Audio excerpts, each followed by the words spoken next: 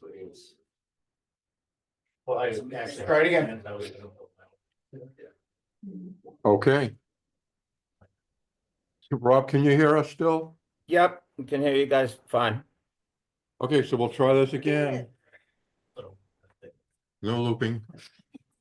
December, welcome to the planning board meeting, December 12, 2024. Like to do a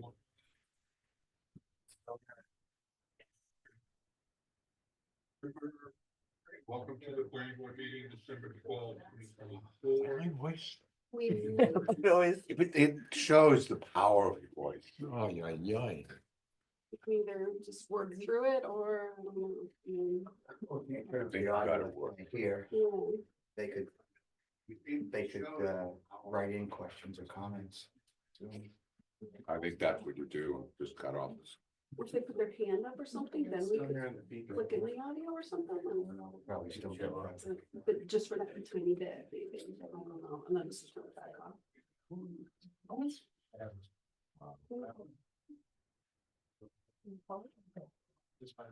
Crash meeting.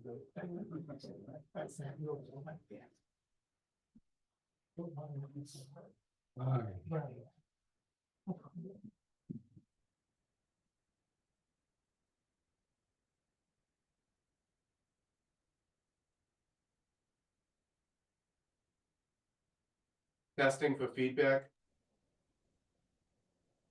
Sounds good here. Good.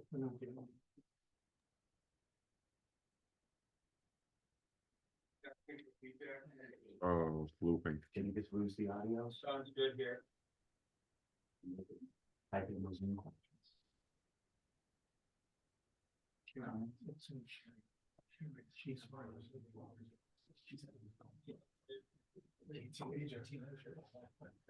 We're just. Well, she's had this problem. Yeah, before. I. Select board meetings, we've had it. I don't.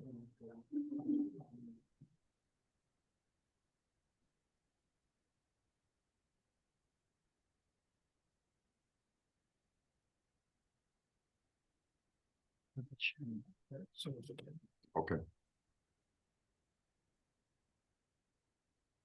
Stop the live stream to YouTube, seeing if that corrects the problem.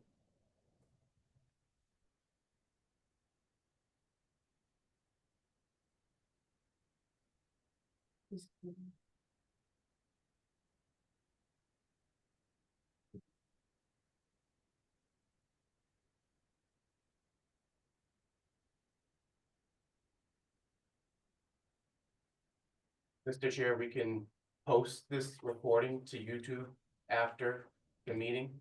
So it appears in our town's YouTube page. It's just we won't be live to YouTube. Okay.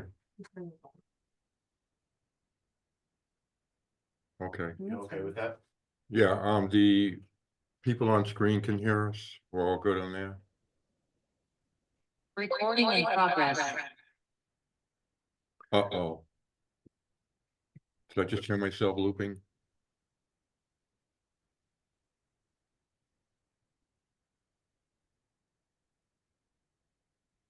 Go with it. I think we're okay. Okay, let's try it again.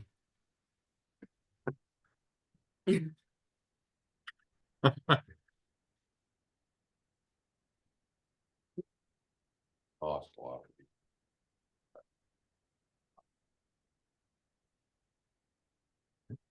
I think you can begin the meeting now. Start it over again? Yeah. All right.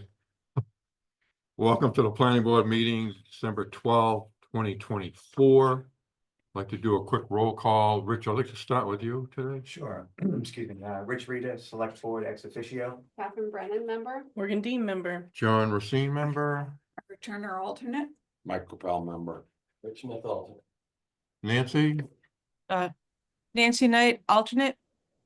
and Alan Alan Burko, alternate. and Rob. Rob Wilson, alternate. Okay, thank you. Tara, can you hear us okay? Yes. Can you?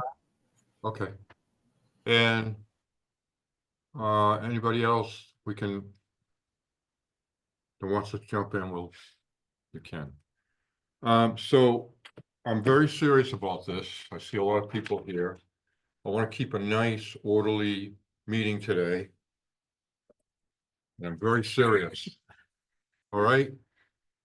So we're gonna talk about the amendments. But once you've said your piece, the board's gonna deliberate and talk about it. I don't want you interrupting and thinking you might know something that we don't at that period in time, okay? Are we good with that? I don't see anyone agreeing with me. You're the chair. I agree. Thank you very much, because we need to deliberate it on our own. Not what, after you talk about it and you said your piece, then it's our turn to work on it ourselves. And you can listen, but we don't want to hear your opinion anymore, okay? We have to deliberate our own opinion. Thank you very much. That being said, I'm gonna put the correspondence and the privilege of the floor together. You're all here to, I'm gonna skip the Tyrell development. Is that okay with everyone? We'll That- go on to, John, that was noticed for 8 o'clock. right. So I'm gonna switch it over. Is that okay with you, Tara? Well, I wouldn't normally do that when something had a public notice for a certain time. Yeah, no, that's correct. All right, so we'll do Tyrell and then we'll go to the correspondence. That being said, Tyrell Development Company Design Review. Tara, could you lead us into that design review? I'm sorry, yeah, hang on a minute. Tara, we gotta do the minutes first. Thank you for reminding me, Kathy. There's so much going on Seated today. Everybody that needs to be seated. And let's, yeah, boy, this is, now, Rich, you're gonna be leaving a little early, so I'll hold off on that. Okay, Do I, no, it's good. I okay, think you've got It's a- 6. we need one more You need one seated, seated. second seat. Rick, What do you like? let me seat Rick Smith. And then, No, we actually have 5. Nancy actually was 6. He's got an alternate. here. Yeah. I didn't notice that. well, Mhm. I have a letter from Nancy, she's resigning. As Dropping well. herself from vice chair down to a alternate. And those changes I'll make later because we have so much to cover today and people are leaving. So I'm thinking about, I wanted to do that today, but I think we're gonna have to do that in January. So I let me, think you're conflating two, Mr. Chair, 2 different positions. She can resign as vice chair, but she remains a full member. It's the select board that decides who the full members and alternates are. So she should remain a full member unless she's resigning as a full member. she is, There's no room as alternates because all the alternate positions are already filled. well, not until. This was supposed to be done today, but everyone's leaving early and we're really consuming a lot of our time on issues that are a lot bigger than this. So if you want to do this now, we can do it now. No, But as a chair, I believe that I can temporarily assign people to different positions until March. Is that correct, Tara? I know we talked about it, but I didn't look up in the rules about alternates. That what you asked me to look up was officers, and what I read was that if Nancy wants to resign as vice chair, the planning board by resolution can add to the secretary's duties and add the vice chair duties to the secretary duties until the next officer election in March. right. So if you want to do this now, everyone, we can do it. I think we've got. So this is my, it's not, I'm sorry, Mr. Chair, but there's nothing to do now. I'm trying to get the right seats.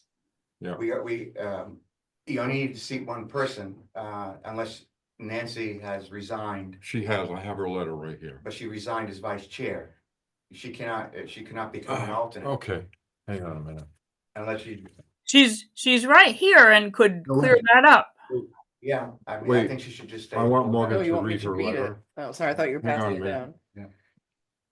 Based on my current medical and travel schedules, I have been and will be for the foreseeable future unable to consistently attend planning board meetings. It is with a sense of fairness to the board that I offer to step down immediately as a full member and vice chair of the planning board and take on an alternate position instead. It's been an honor and pleasure to serve the town these past years and to work with the town staff and the board members such as yourself. Sincerely, Thank you, Nancy. So if you bear with me, if she steps down to an alternate and I see, I have a plan to, once she steps down to an alternate, I can then assign somebody to a member. But this is my plan. I would like to put Bill as a vice chair. If the board's okay with that. And that has to be a vote by the planning board as a resolution to add the vice chair duties to the secretary until the next officer election in March. Right. So I'd like to put Bill as vice chair, Morgan as a secretary. Bill, And- John, the rules don't let you do that. That's what we went over already. You can add Right, the vice chair to Bill as secretary because he's already in that seat. And then that's it. There is no secretary at this point. He still acts as secretary and takes on the role of vice chair. but then if we still, because Nancy dropped down to an alternate, I can take an alternate now You and cannot, place it as a John. member. She cannot drop down to an alternate. If she resigned her position as a full member, then she's resigned her position. It's the select board's duty to assign a full or an alternate member. Yeah. We already have 4 alternates. There's no alternate position for her to resign Okay. to in on the second All one. right. So you'll take this letter to your board, the select board, because you appoint, correct? Or you Correct. have to agree. No, well, no, she just resigned. I mean, that's her decision. Yeah, We will have to find but we're another full short, member. we're short a full member. If she resigns. Correct. If she resigns as full member. Yeah. That's different from the position of vice chair. Yeah. Then you would just appoint an alternate each meeting until the select board appoints somebody. You get, as long as you get your 4 quorum and then and 7 for voting. Yeah, we'll just be short a secretary. A vice chair. No, we can decide that among ourselves. Right now. Or we can Well, wait. the rules of procedure don't let you. The rules of procedure don't say anything about a way to fill in an officer, but it does say that by resolution, the planning board can add to the secretary's duties. So that's what I had suggested to John as a patch to get from here to March when you elect officers again.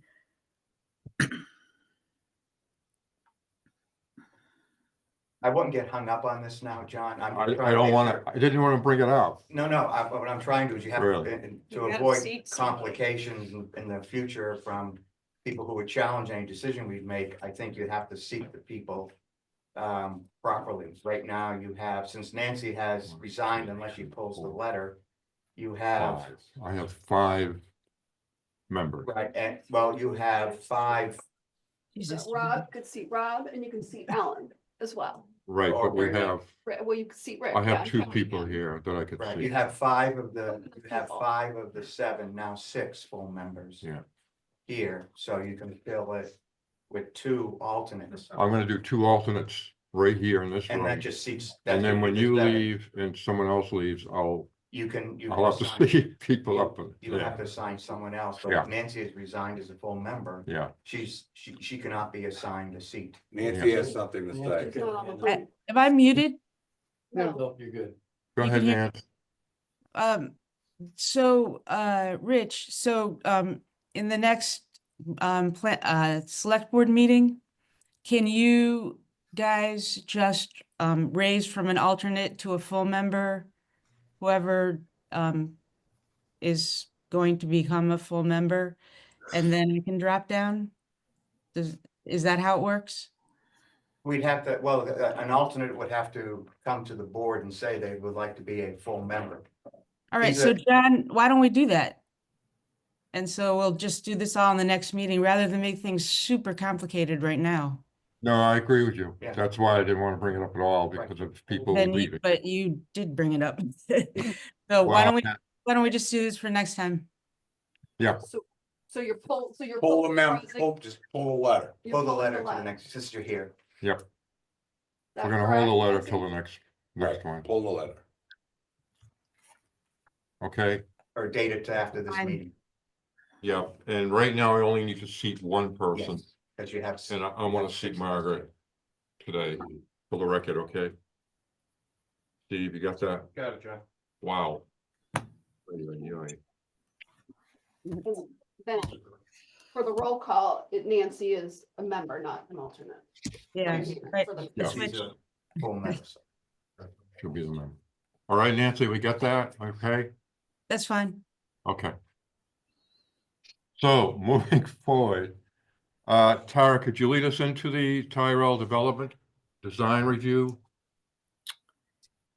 Sure, is the, yeah. Wow, Do it later.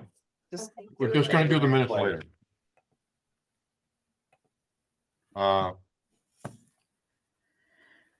Is the applicant there? yes.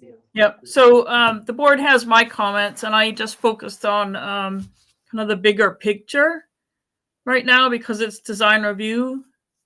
And so and I don't have screen sharing ability. I'd recommended previously that that the board encourage the applicant to think in terms of a planned unit development for projects on the remaining land. Otherwise, they've got to subdivide for each business and meet the 20% green space for each business and the parking and so forth. Whereas if they look at the planned unit development section of the ordinance, which I don't think would be premature because it only is looking for a concept plan at this point, it lets you think in terms of parking and stormwater and pedestrian circulation relative to all of the property. They could take that lot, they could take the lot across the street, even involve the neighboring businesses that have parking easements or agreements. So there's that, and I also talked about the timing because at the moment it's doesn't matter about zoning amendments because you've removed the Cochran's Pond from the shoreline proposal, but the site plan regulations definitely have stronger stormwater and other criteria. If they keep moving forward on an application, some attorneys and courts have deemed them to be vested and able to go under your current regulations because it's an application that was publicly noticed, even though it was a preliminary. So, other than that and making sure the board thinks about it's in the special Cochran's Pond zoning district that does allow encroachment, on the shoreline up to 50% of the frontage.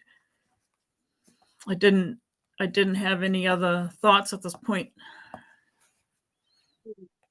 Carrie, you mentioned something about a 6-month time frame for It- design review. Yeah, that's what I've put in your draft regulations is that if, the state law says you can decide when design review is done and notify the applicant. And that's good because we've seen people in other communities drag a design review on for a couple years because they don't want the new zoning to apply. So I already agree there needs to be some cutoff to that. I don't really like the idea of it being something that could be a surprise to the applicant. Like, they could have their engineers working hard on plans. So I'd rather see them have some notice, or you say today, if we don't see a final or a plan unit development concept plan within 6 months, then we'll consider the design review done. And then the new regulations would apply when it comes back in.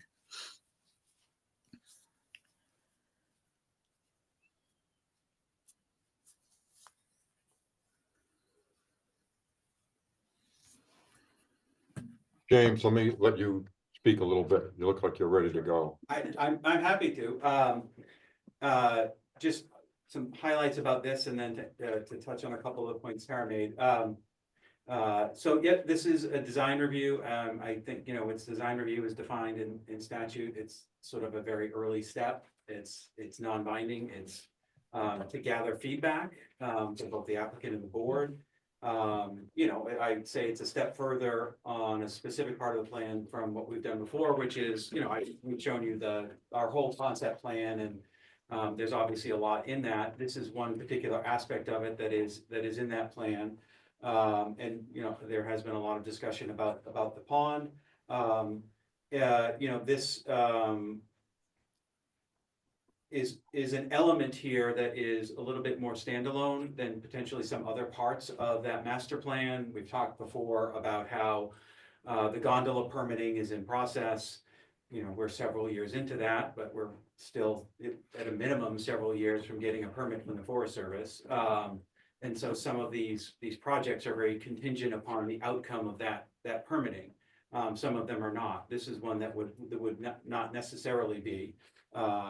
But I did want to put the design review application in, given the timing and the discussions that have taken place.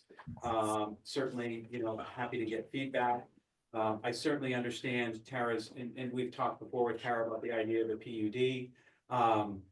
And that's something we've considered, although it's unlikely it's possible we could put in a PUD for that entire plan, because your PUD rules require construction to start within 2 years and be completed within 5 years of that. And it's impossible for us to guarantee that timeframe. Given, like I said, we're still years from having a permit from the Forest Service for construction of the gondola, which would then take, more time to finish design and engineering in order. So, we would like these timeframes to be shorter, but they're not, and we don't control all those timeframes. So putting a PUD in for, this is 3 lots, it's almost 30 developable acres that still remains across these 3 lots. So putting in a PUD for all of that is not feasible for us. We wouldn't be able to comply with the rules, or guarantee we would be able to comply with the rules if we did that.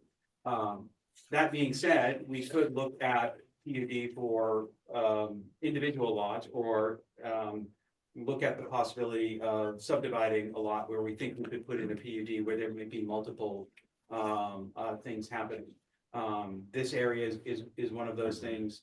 The resort and WVRA have been looking at doing some additional stuff along this area, activities and amenities collaboratively. But this restaurant in particular is one we looked at recently, in that this is something that could happen sooner rather than later.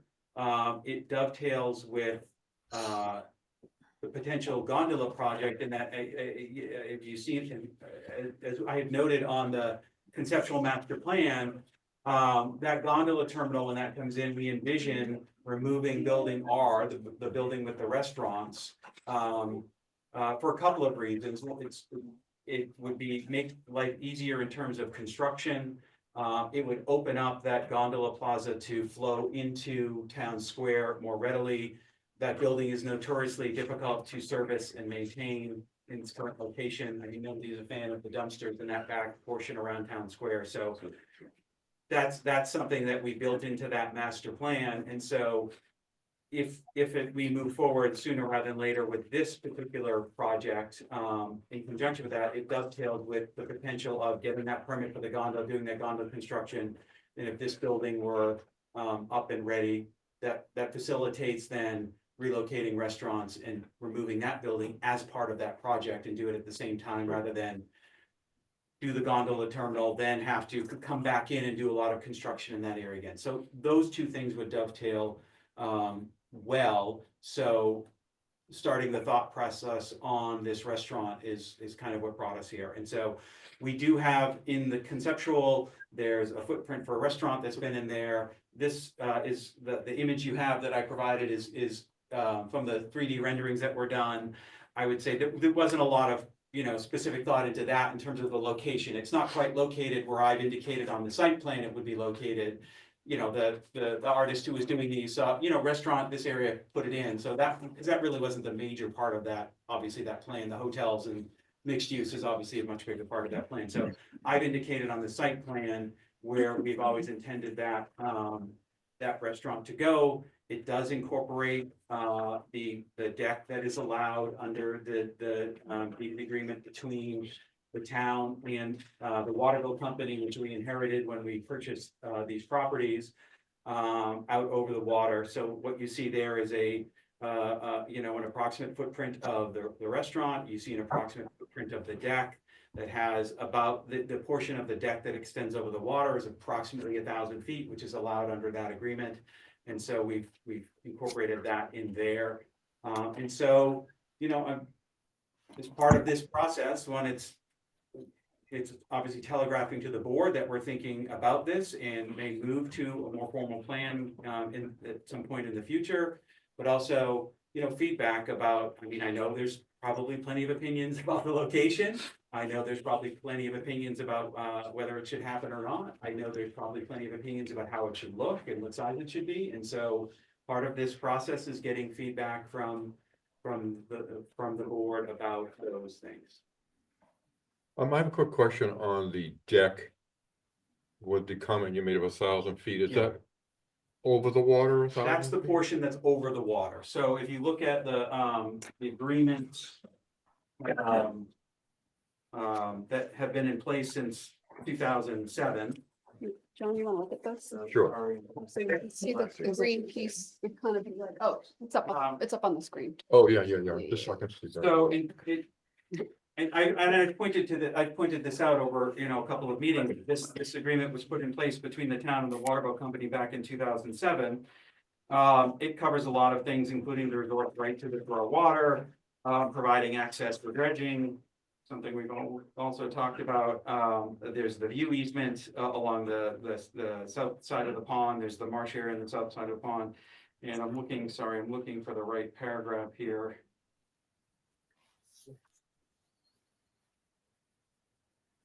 All of these, I has here.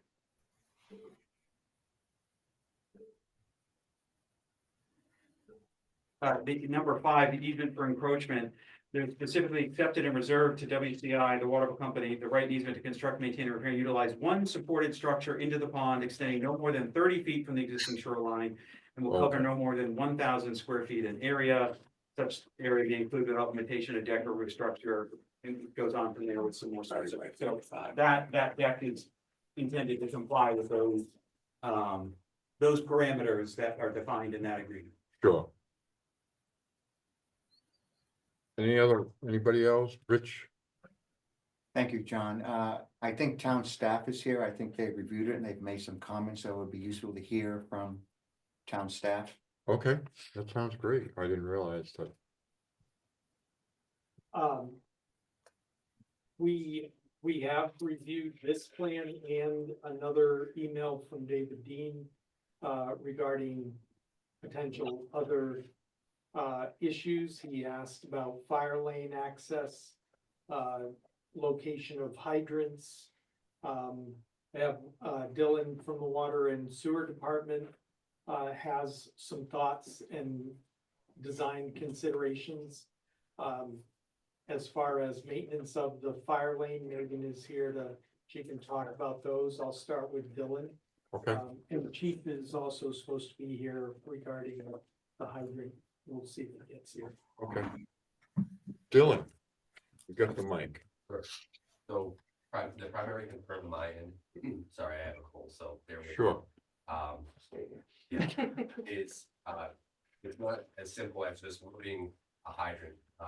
Both the water main and the sewer main would have to move in those locations because the proposed location of the building would put the building on top of both of them.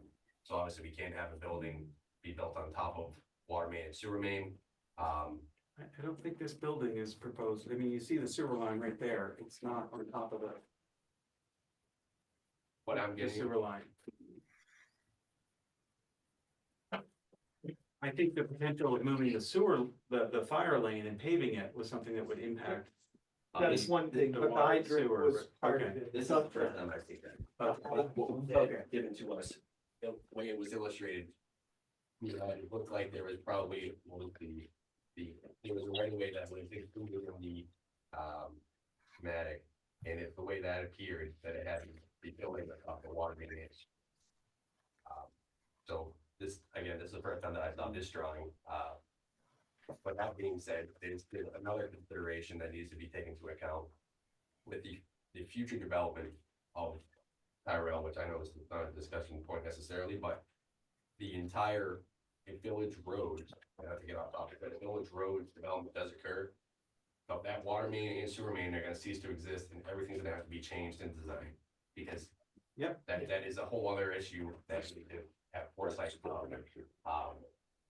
So, Well, I think the bottom line though is just part of the design that comes in when, if you finalize. Oh, this, of course. will- Yeah, will all of be- that would have to be, if, you know, when we get to a site plan, anything that would be impacted like that, would obviously have to be addressed. I mean, this, you know, there was the discussion about those other activities that are, being worked on between the resort and WVRA. That's what included, you know, potentially moving and paving the fire lane, which could impact water and sewer right now. This footprint doesn't do that. The hydrant is something we are aware of. The hydrant is actually also called out in this agreement that it exists and we have to maintain it, but we can move it. And that's something we've addressed before. The water line that runs across the other lot that was impacted by the Green Peak construction, we moved. And, you know, at our expense, we moved that because it was, you know, because it was interfered to avoid conflict with building footprints over at Green Peak. So those are things that we understand and we incorporate into any site plans that we would And submit. just for planning purposes, the hydrant, when we move it, public safety would prefer it at the southeast corner Yeah. of the. Yeah, and we would of course For work with the future- town to make sure it's an agreeable location. Okay. and that's the point that I was making about if the water main would have to be extended for that location. It'd be, Yeah.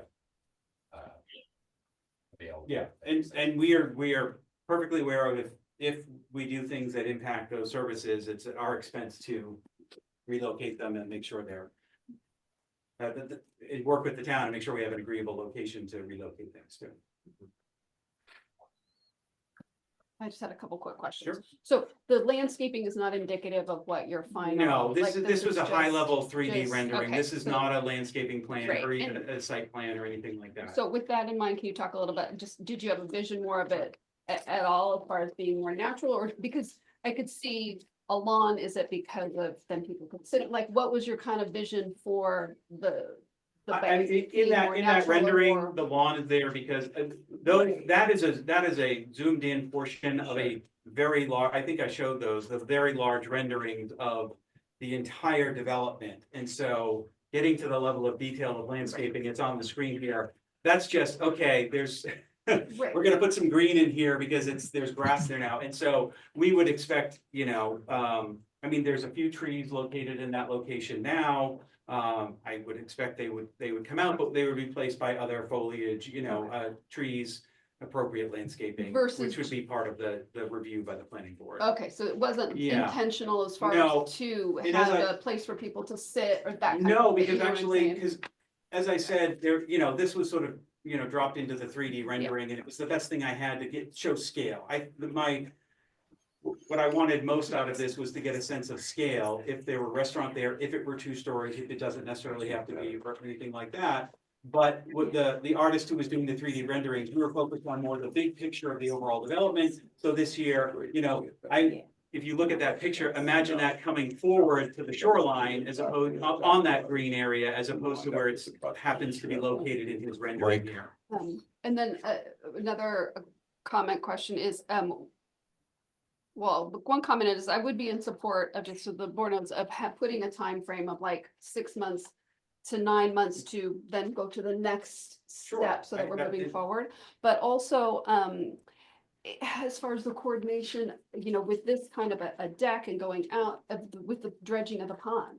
Because if we're gonna, I don't know, if that is something that is best to be coordinated, because if you're already, dredging, you're already getting rid of that water, I don't Yeah, know. potentially we And would wanna do you're- that, you're but disrupting that we'd have to. business. I mean, for now 2 I know years. right now, the thought is to dredge in 2026, and if we had a site plan submission and time that could coordinate with that, we would certainly look to do that. But again, all of that depends on timing of planning, permitting, we'd still need to get permits from the state and, I can tell you there's no guarantee on how long that takes and things like that. So we always would hope to coordinate and minimize impacts by coordinating construction like that.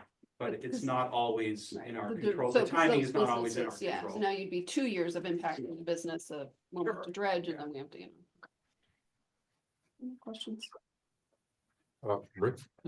I think you sort of already answered this question about the scale of this picture here, but that picture makes it look like it's really close to the skating rink. And with the picture of the roof for both the skating rink, metal.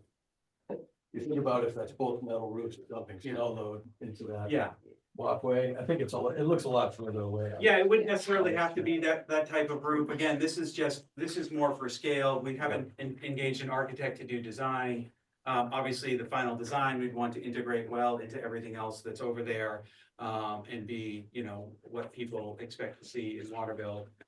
This is really just kind of more for scale and massing to give you an idea. But like I said, I would imagine pulling that forward onto that green area closer to the pond there, because that, with the deck coming out, so like you said, it wouldn't be as close to the arena as the artist happened to put it in this particular rendering. Okay, thanks. Yes, Mike, go ahead. Quick question. The building that has the pub and the Mexican restaurant. Yeah. When that goes in, excuse me, is the concept to take those out, or is this an addition? We envision removing that building down the road.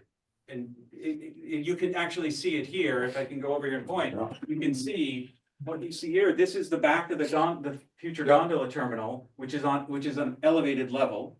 It's higher up, that helps raise the gondolas up, and there's a deck, you see the deck here, Yeah. people watching. Right here, building R, where the restaurants are, it's Right. gone. And this flows people down on a staircase into town square. It opens up this area and integrates everything going on here much better up into this gondola plaza. So that building is envisioned to go away. So this restaurant or restaurants is really conceptually or whatever, kind of replacing, Relocation, yeah. replacing, Yeah. relocating, whatever term you choose, those two restaurants and or more. That's how we would envision it, right? Okay. Yeah. That's fine. But are you asking too, are the two projects independent of each other, meaning this could go in without that having to come down? That's how I interpreted your question, or did they need to Well, have? the theoretically it cyanotape could, but that's not, sidewalk? I mean, theoretically it could, it's not, Economic sense. but, we don't wanna have too much capacity and Right. depending on, again, but the long-term plan is to remove that building for the reasons I stated earlier. It helps things integrate better into town square between town square and the gondola plaza. It's a difficult building to service. It's certainly taking a beating over the years, having restaurants in it. Anyone who's worked in the restaurant industry knows those buildings Mhm. suffer. And so it would be time to remove that and replace it with a newer venue. Mhm. Okay. I agree. Any other questions? Any other thoughts? You have a hand up. I think it's Alan. Alan, go ahead. Yeah, just a quick question. I'm sorry, Sorry, hold the on. other Alan. I'm sorry, hold Yeah, on. another please. Alan. Oh, I'm sorry. The planning board is Okay. still discussing this. I'll give you a chance. Hang on a minute. No problem. Thank you. Alan, go ahead. Sure, I have a couple of things. One is, is it possible to get a copy of the agreement between the town and Waterville Company? I've already sent it to all planning board members electronically. You talking about the easements? Because we were The given the those, yeah. easements, you have them, you have the deed, you have the Yeah. easements, and you have a map. Yeah. I already emailed it. If you can't find it, Alan, let me know. I'll send it again. Okay. And I have to have the feeling that the only reason we're seeing this today is so that he's not subject to any new regulations that we're looking at. I have to say that. Can you explain to me just a little bit about the 175 feet from the dam and where that comes into this picture? Yeah, well, that special zoning district prescribes rules around if the lot along the pond is subdivided. Where you don't have a subdivision plan to propose right now, but it just provides rules around the maximum number of lots that could be divided into, the amount of frontage they have. How much of that frontage could be, covered by building footprints. So that it's part of the zoning ordinance, and whatever we do would have to comply with that. It's just another. Well, what I'm trying to get to is, I thought there was an easement for the view from the road or Village Road or, That's from the bridge. That's on okay. the, So how does this relate to that? The view easement covers the lot on a portion of the lot on the south side of the pond. It does not. The view easement is not part of this particular lot. You have an easement on the lot on the south side of the pond where the arbor is, not an easement on this lot. Okay, thank you. And are you still planning to put, I think it's 8 condominiums along the pond? We have a multi-use building near the pond in our master plan. The earliest version of our conceptual plan had some townhouses, but that's not part of our plan right now. We have a mixed-use building there. Okay, thank you. Yeah, and this is just a design review at this point in time, so it's more of an idea than Yep. anything. I mean, I don't have a problem with the idea. I have a problem with the position. Tara, any other thoughts that you have? Yes. Listening, the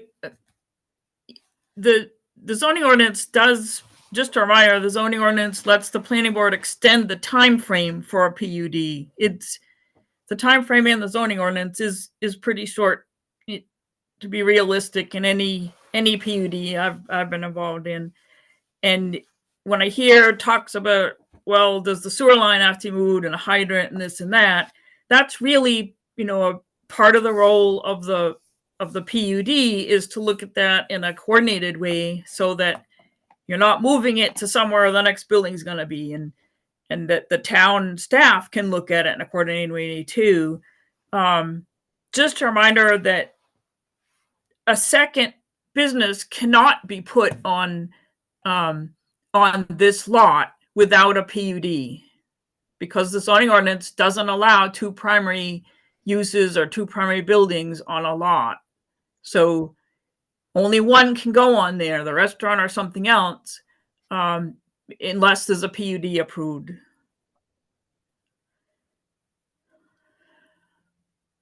And I'm assuming that this parking lot that has an easement for the ice arena would be the parking lot for the restaurant. If not, that's already a primary use and the restaurant would be a second one. If it serves the restaurant, then it's accessory to the restaurant.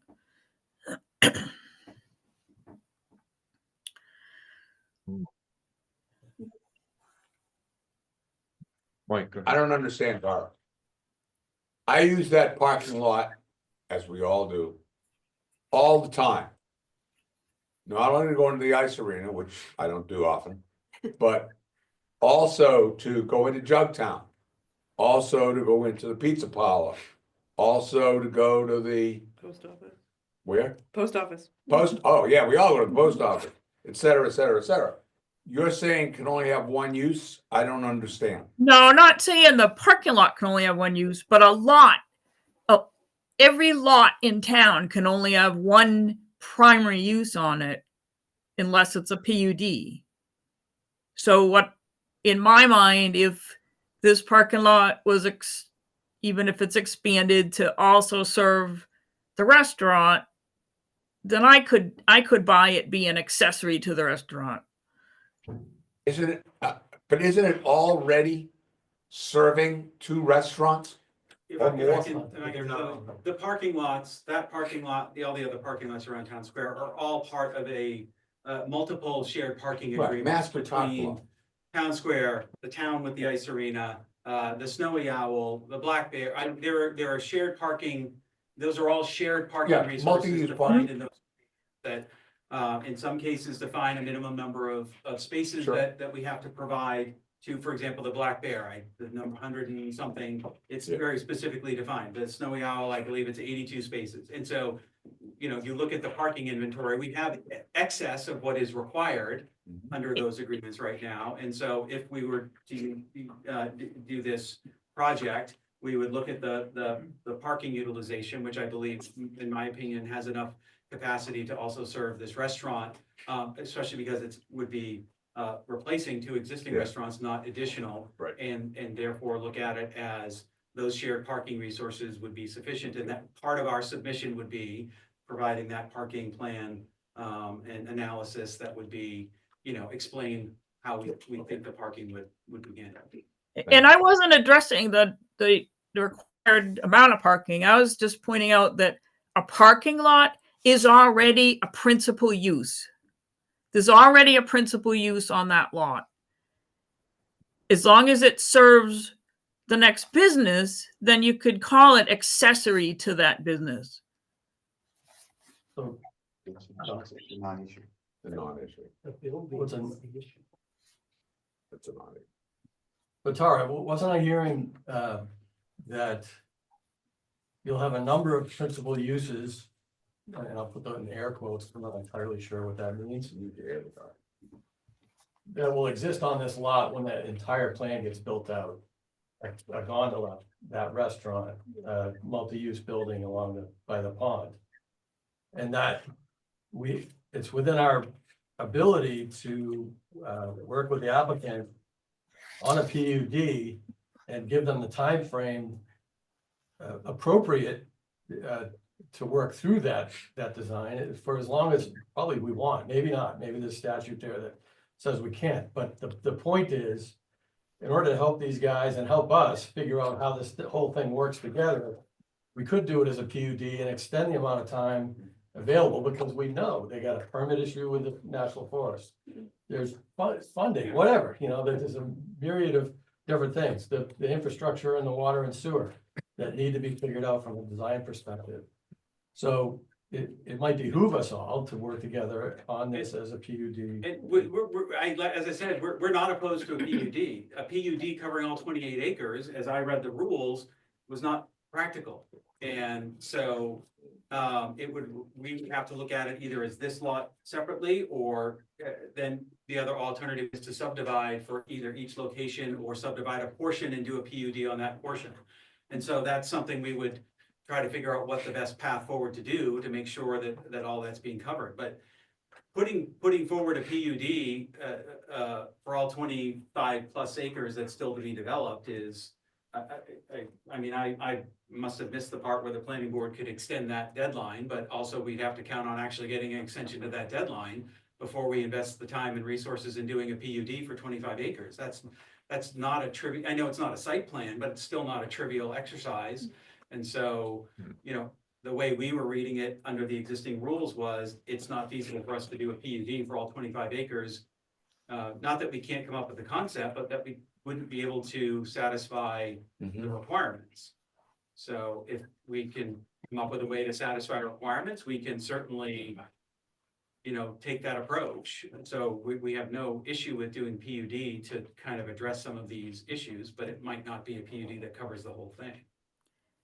Even though it's non-binding, could he get kind of the sense of the board of whether a longer time frame might be considered as part of a PUD plan. Mhm. Yeah, I would consider it. I'm open. too, Yeah. yeah. It makes perfect sense. I think we all would consider, We've all done enough construction to Everybody's know shaking their that. yeah.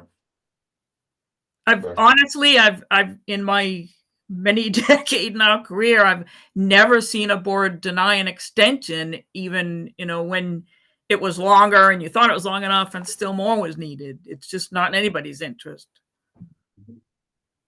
Okay, well, if you could point me to the section that says they can extend that, that would be It's great. the sentence right after the one that talks about the 2 and 5 years. Well, it's extend these time periods, but that doesn't tell me that they define that up front. That tells me I have to wait 7 years and then come back and say I'm not done and hope I get an extension. Not necessarily. I think not necessarily. Okay, We'd be open that's to fine. it. Yeah, again, that's useful input.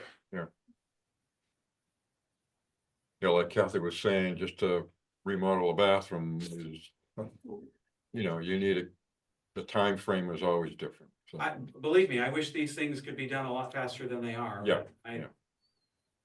And again, that the PUD plan is just a concept plan. And it can change, you can come in every year and make amendments to it. Yeah. But what you can't do is put a second business on this lot without a PUD approval.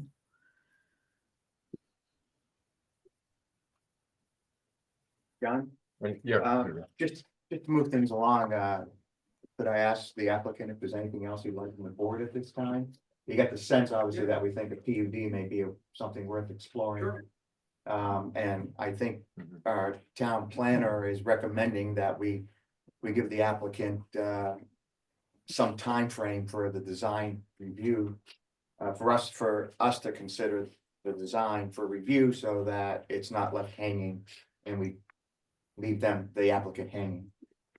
I don't have any more questions. No. It's good. So would 6 to 9 months be okay for this?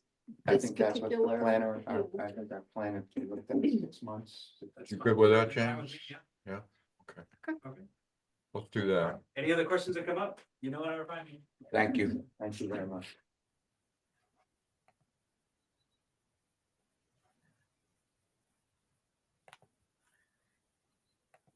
Um, real quick, let's just take a look at the draft minutes before I totally forget that again.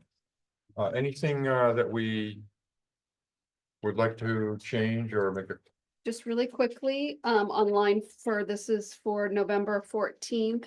Line 41, when we were talking about the RFQ update, I thought it was Rick Smith and Mark Rick started providing the update. I don't Yeah, know. I reached out to Mark or something. Okay, so then that could be a non-issue. And then on line 66 to 67, so it talks, when we were talking about the shoreline,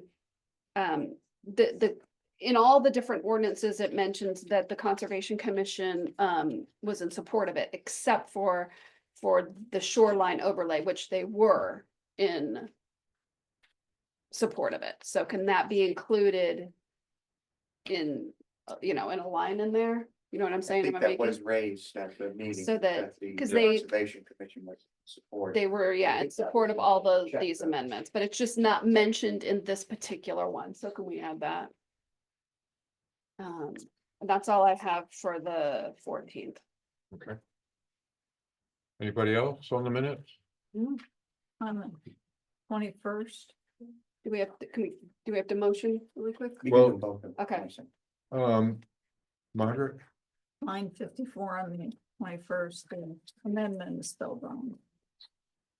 that's about wrong. Bill's not not here, here, so I thought. Yeah. Oh, okay. Okay. Oh, got Someone's gonna play. it. Thanks, Mark. Do you want to talk about Corcoran's pond or Corcoran? Corcoran. I took a pass on that one. What is the right term? Corcoran. Corcoran. Okay, singular. So, Singular. Rich, do you want to make a motion on the minutes? Yeah, I'd like to make a motion to approve the draft minutes from 14 November and 21 November 2024. So, hang Oh, on. you have, I had something for the 21st, sorry. I do too. Okay, yeah, because on line 28. So wait a minute. We're good. let's approve. 14. You wanna do the 14th? All right. Second. So I said 14 November 2021 Yeah, let's do that. I second. Okay, all in favor Aye. on those as amended. as amended, and now we can go to the 21st, 20, All right. And I will do that as soon as Kathy is done. with her. So on the 21st line, 2829, so it talks about, okay, so existing agreements with the Corcoran Pond owner, but isn't the town technically the pond landowner? Yes. So that Yes. kind of was confusing to me. Hmm. So that needs. So can we The change, abutting so, landowner.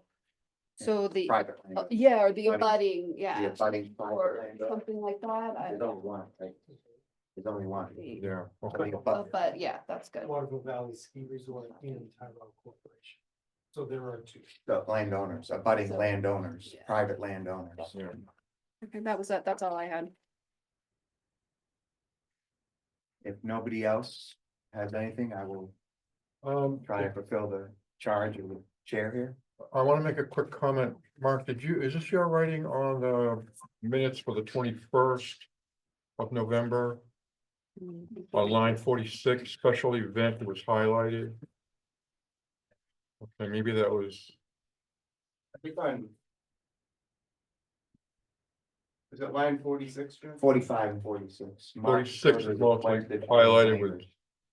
Yeah, I think what we're doing there for you is we're highlighting a section of change that was proposed by member Bill Spence.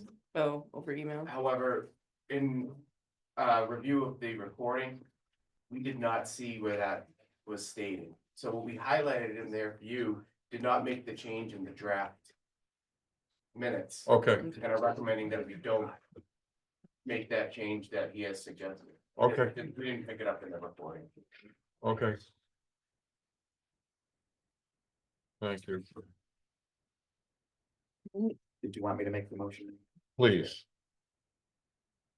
I move that we approve the draft minutes from 21 November 2024 as amended. Second, all in favor? Aye. Aye. Okay, we'll move forward.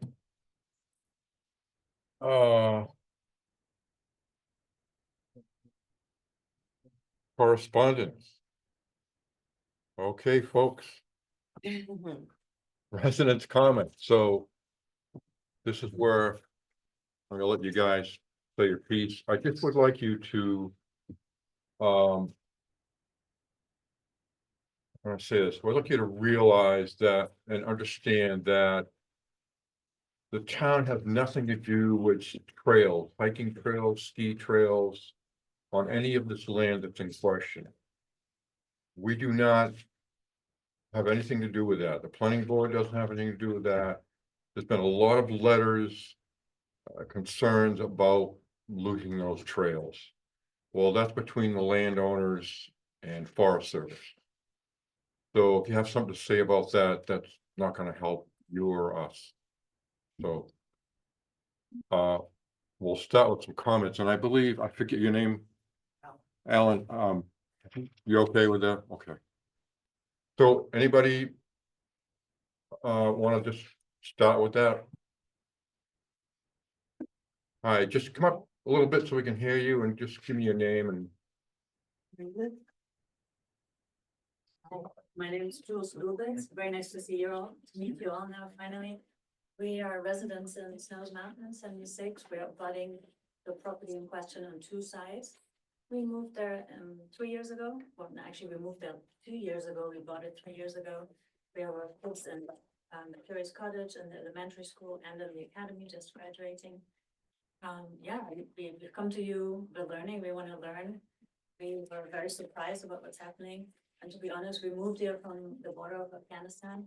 And we moved here because there is the natural, the forest is there, the national forest is there, and the recreational land. So we are just worried that we're gonna be surrounded by 6 houses. Blunt.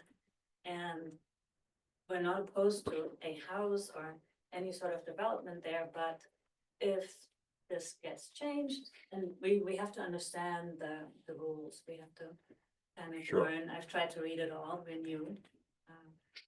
we're just worried that if there's 6 parcels, there can be 6 houses, and that would not be very nice for us. I think that would, well, not only us, but for the recreational land and the access to the national forest. Yep, so we put a few questions, maybe you can clarify them. We're Sure. good to learn. And then you clarified already one on the trails and the hiking trails and the cross-country trails. Yeah. No, that's pretty much it. For us, it's a chance, this came just around Thanksgiving. So, we spoke to other, neighbors who also have abutting land, and they also were seemingly unaware or underinformed about what was going on. And as Jules said, we tried to go into the regulations and the zoning, and for us to really try to come up to speed on what's being proposed, what's being discussed. Yeah, in order to preserve the integrity of the community, the green space, the access, which we hear is not part of the town's concern.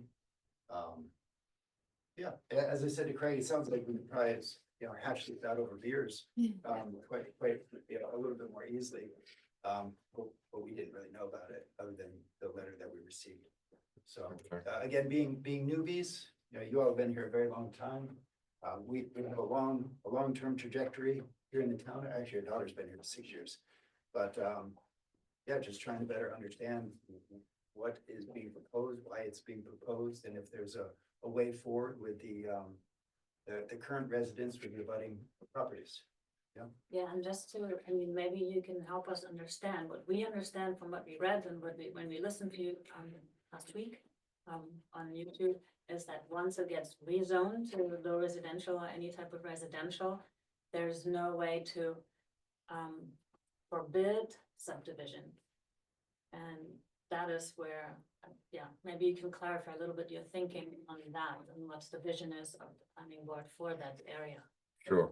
I believe that Tara, you had made mention of that at the end of the internal meeting that occurred at the end of the video. Just as far as if it gets rezoned, there is no control. It can be subdivided. It's 3 acres. So, yeah, and that's what was stated. So we're just trying to best understand, as well as kind of the vision of the town, if they're okay with setting the precedence of rezoning recreational land. Again, as newbies, we don't know if there's a history of that. But when we look at the area, and obviously Craig has a much larger property of recreational land. Yeah, just as far as what the then vision is and the precedence that is being set along the Mad River, as well as the golf course in the future.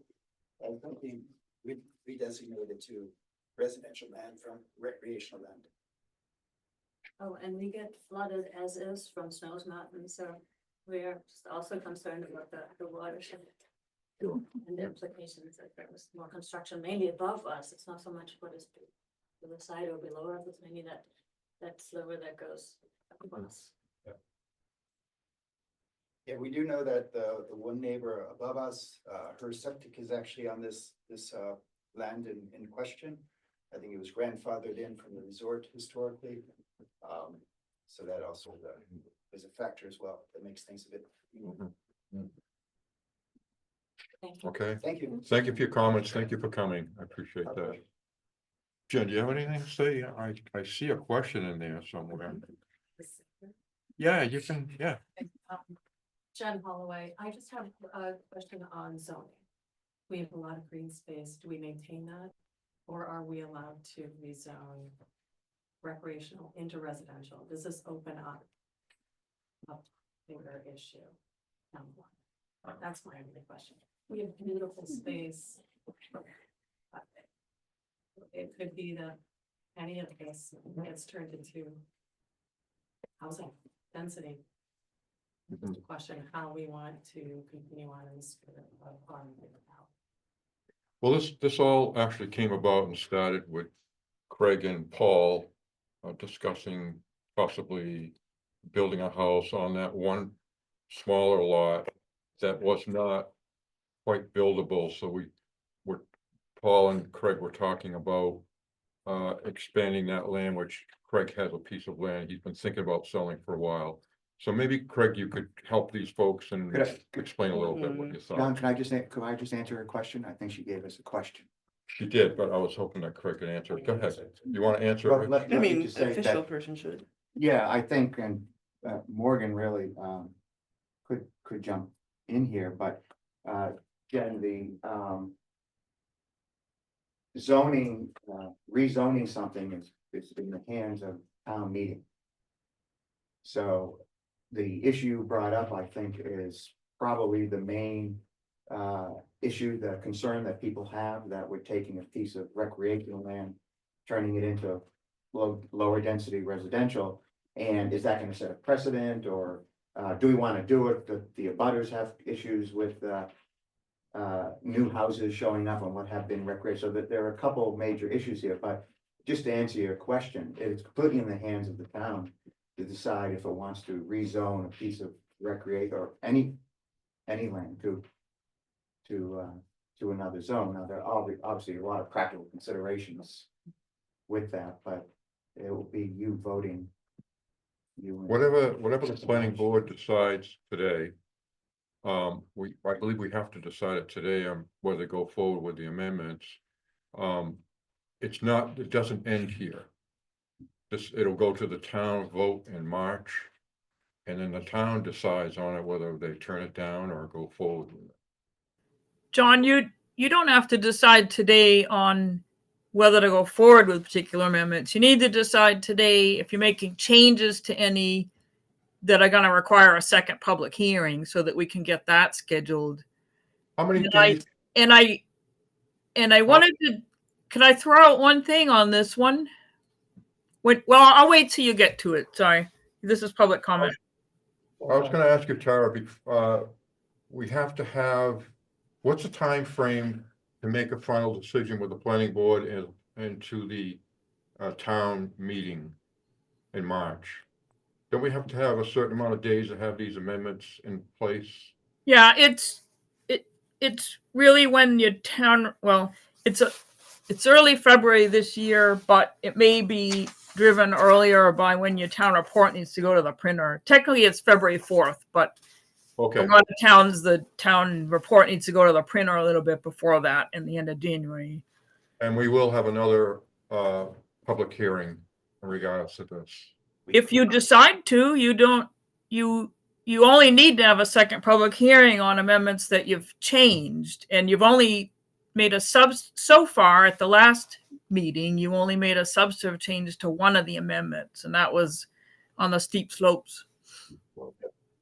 But I have a suggestion on this one when you get to that agenda item where you're going to discuss the zoning amendments. Okay. Greg, go ahead. Right, I just, as we spoke before, this property is surplus to my needs under the golf course. It's 2.8 acres of land that is totally surplus at this time for my needs. I have looked at this property. I can put housing up there. I can put a maintenance garage up there. I can put another pickleball court up there. It is zoned recreational. I prefer to subdivide this property. And probably I'm the one that can put a restriction on the subdivision, and I can put a restriction on the deed that it cannot be further subdivided. I'm allowed to do that, and if it's approved as that as a subdivision, it goes on record at Grafton County, and that deed restriction will stay on that lot. It'll be one single house. I do not personally want 6 houses up there. So I'm the one that could, when I come here in front of this board in January with a subdivision plan, it will state that it will be a single family house lot, period. And it would be restricted to that entity only. That's what is up there. There's 6 houses up there. They all abut it. A lot of the neighbors have contacted me over the years for vista views, and I've taken trees down, which we have given permission to do that. And so they're aware of where their properties are and where my properties are. And I'm just saying I can put a single family house and that's it. Under recreational zoning, I know parts of the recreational zoning, if you read it, you kind of get into that green space thing and the open space. property, but recreational zone is not technically open space. It is not necessarily green space either. It is a business that you can run that requires a lot of land, let's say, as is a golf course, let's say. And that's what the property is zoned for. It's specifically for that. It's not an open space zoning district. So that said, that could maybe change somewhere down the road, but that's not what is there today. So this parcel really is not viewed by anybody except for the surrounding residential neighbors. As far as precedent goes, Moose Run, half of Moose Run was recreational zone before they changed the zoning up there.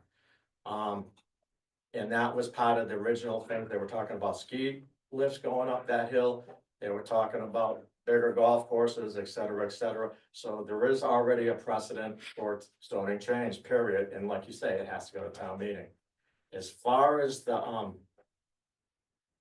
cross-country trails, they're not specific to any location. Our easement is strictly with the, the resort itself. It's a private easement.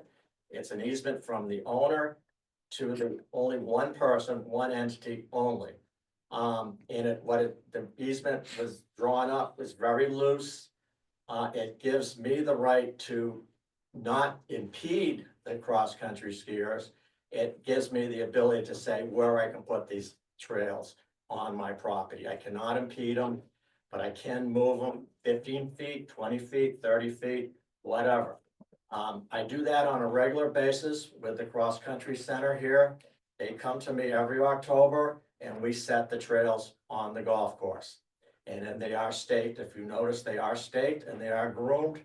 But they are out as a communal between me and the resort. We set where those trails are. They're not specific to any maps whatsoever. And our only easement is to that entity. There is nobody else that has the right to travel onto that property. So that said, that's kind of where the legal stuff is. I believe that the best use of this property is not recreational zone, meaning I don't think I should be putting a maintenance garage up there. I don't think I should be putting employee housing up there. I think a single family house would fit better in that particular area. That's my take on it. And I'm here to answer any questions, and I understand you'll deliberate afterwards and that'll be fine. Okay. Rick? Yeah, I think I recall in Cliff and Jules' email to us, the question about the lot lines that I think you had said, your lot was abutting the 36 a bit down the hill directly, and that there isn't. So do you have an easement, Craig? No, I know they have a recorded plan that gives me access on the Snows Mountain Road. If you read their deed, you won't see that. What you see is the assessor, I think when all I can do is guess, because I was not here when they got divided up here. But when Snows Mountain Road was divided up by Dunphy, I believe, he originally owned all that property up there. And then Cantlin stepped in, or Cochran stepped in and retained a right on Snows Mountain Road. So I do have, I'm representing that I have, it's on record at the County Registry of Deeds. I do own that property. It is bounded. It is set up. It's as legal as anybody else's house lot. What you see on the assessors is probably a preliminary plan that was done before the actual recording of the original plans. And I think if you use the word assessor map, it's strictly for assessing. It is not, you cannot build off of an assessor map. There are plenty of irregularities in the assessor maps all over town, minute stuff everywhere, but it's not used for any purposes except for how the town gets their tax base. So does that answer? Where's the access then, Greg? I have 150 feet on Snows These Mountain. need to be corrected between the. Now, the assessor maps, you have to look at the recorded plans. In this country, we have plans that go all the way from the King of England to a grant system, and then from there, they're recorded at the county courthouse. The plans at the county courthouse prevail, plus your deed prevails over those plans. So if you read your deed correctly, you won't see that bounded part. Craig, hang on 1 minute, Mark, you, Yeah, and Craig is right. When we changed from hand-drawn maps to a digitized computer system back in 2005. When we did that, we searched the registry. The mappers put information like Craig is talking about from the deeds into the system. However, if there is a line that is incorrect, it gets surveyed at the time of a subdivision. And if the surveyor can show, and looking at the subdivision plan, it shows direct access out to the right of way for Snow's Mountain Road. All we have to do is get the surveyor to verify that information in the subdivision plan that is submitted to the planning board. And that will take precedent over the zoning map that we have online. So right now it does show a line that it is separate from the right of way. The subdivision plan does not show that. It shows direct access with, I think it was 150 feet or so of access out to the right of way. That, as long as the surveyor stamps a plan that shows it that way, we're fine with that, and we will correct the zoning map. It does happen often. So Craig, that's between lot 35 and 36? It's between the vacant lot and your house. Where the current, Where the current is. criteria Where that little plan- path is next to the Yeah. utility Yeah, boxes. below the utility box. It is, what he's saying. 90%. Yeah, we did have that utilities, like conversation, the 'cause I asked the hydrant question. Or utility box, they usually put them on corners of lots so that they don't have to move them further down. the road. I'm not saying that utility box that's on that corner is the property corner, No, but no, somewhere damn just close, I'll tell you Yeah. that, yeah. No, that's helpful. And if you read your deed, it's a meet and bound deed, it will just add it all up, and you'll find it, what you own, or what you bought. Excuse me for a moment. I'm sorry, I need to leave and the select board appointee for the select board ex officio is Margaret, so she should be seated for me. And someone should replace her for Bill. I will seat Margaret as ex officio for the select board, and Rick, did I Yeah, Rick's already seated. already so seated Alan him, and- so I can do, Alan and Rob. Alan Roll. okay, so, Rob, let me seat you. I haven't seated you in a while. I'm gonna seat you for the board, okay? Okay, go ahead.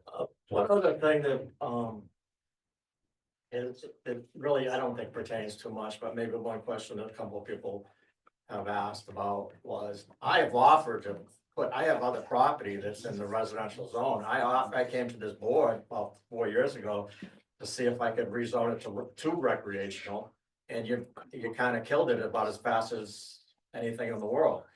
So it's not that, I have other property. I have offered to put other property in recreational zone. I'm not saying that's part of this deal, but I have done it, or offered it, and it was suggested that I don't do that. So as far as taking it in and out, it can move, so it can go both ways. And it is up to the town meeting, and it's strictly up to town meeting, Right. all right? Yep, thanks, Craig. Any other question? I hope that, Jen, I hope that all of that whole business right here just answered all of your question. Because there was a lot to answer. You had a big question and it was a lot to put together to answer it. Is it still a little not sure?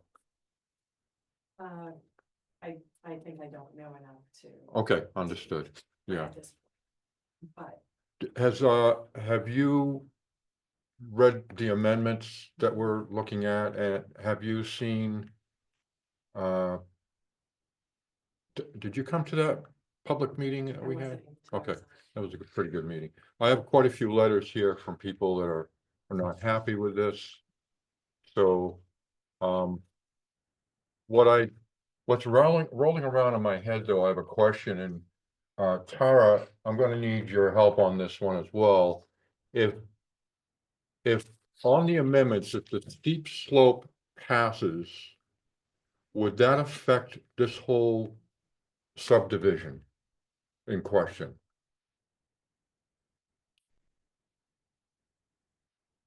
Because all that land is, It would be, yeah, if it, so I don't know which one goes first, chicken or egg, but yeah, if we pass both of those, then that now LDR must whatever the word is, comply with steep slope. so it really would If affect so the passes. subdivision at that point. Can I answer that? Yeah, yeah, You can give your comment. Obviously, I know the lot a little bit, but there is a level area that we wouldn't be building up there anyway, so, but at the same token. If I file a subdivision plan ahead of time, which I have to do anyway. That would proceed, that would be the precedent, that would be the plan of record. But I'm telling you point blank, there is a very level area up there. A good 40,000 square feet of level area, right off if you walk the road up to that trail that is off the road. There is no steepness there, there is on the back portion.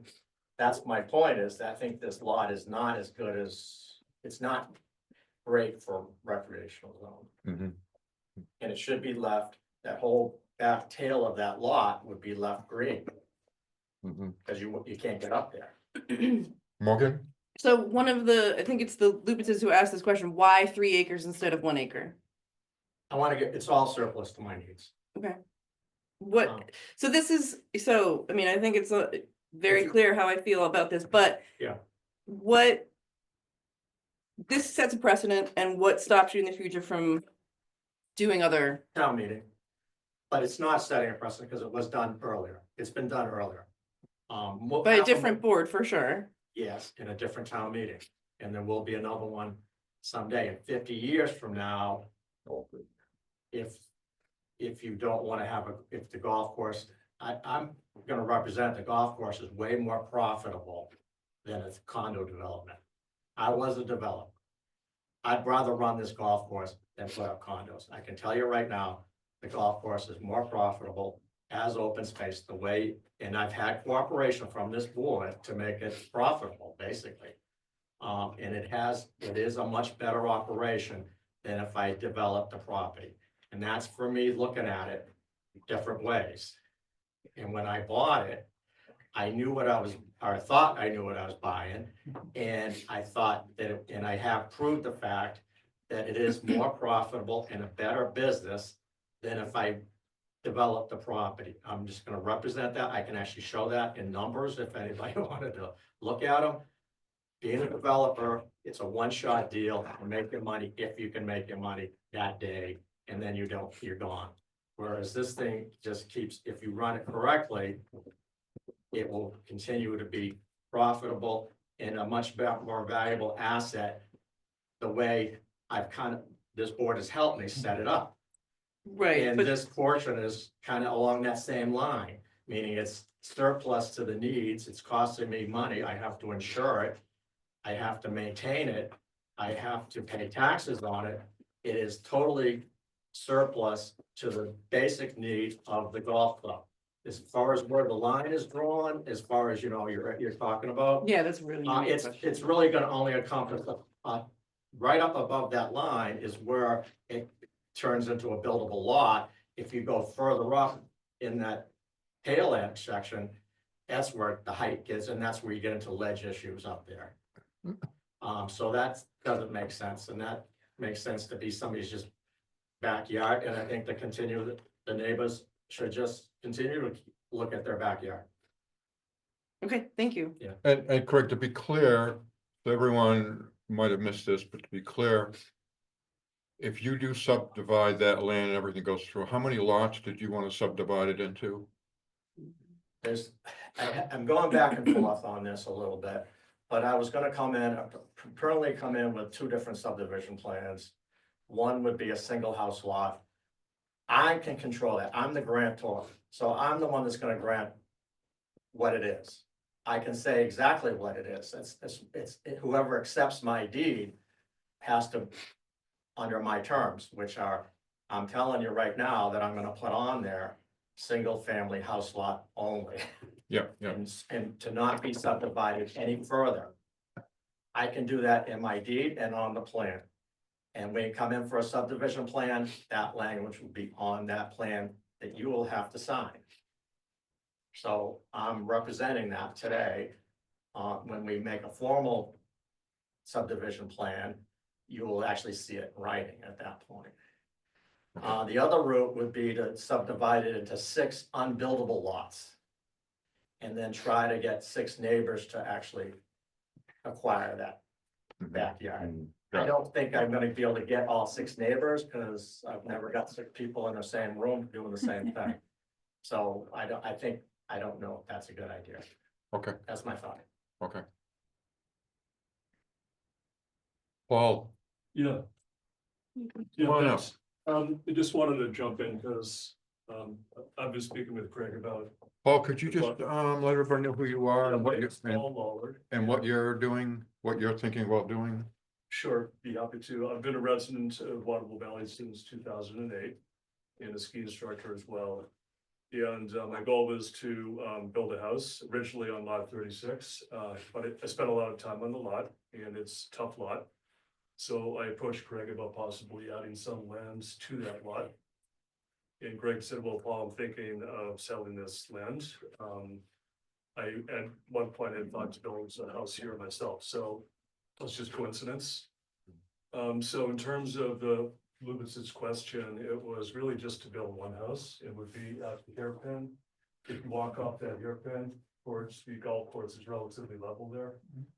And my understanding with Craig is Craig would put a provision or in the deed that it could not be subdivided. So we'd just be building one house there. And it's a very practical place to build because there's access directly from the road. And there's not a lot of road to shovel, and there's not much incentive for me to go all the way up behind the houses, go on steep ground and have a road go up there. I have no interest in doing that, so I would start it just off that hairpin. Thank you, Paul. Yeah. Any other, yes, Just one follow-up question on this. When you, the planning board, now decides on this warrant, I don't know what it is.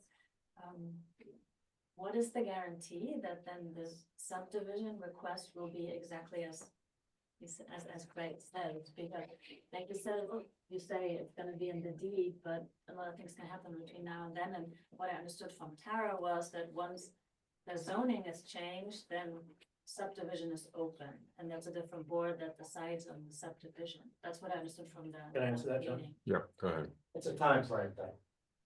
Meaning, in order to get it on the town warrant, change the zoning, as you heard Tara, she said that the very latest is February 4th.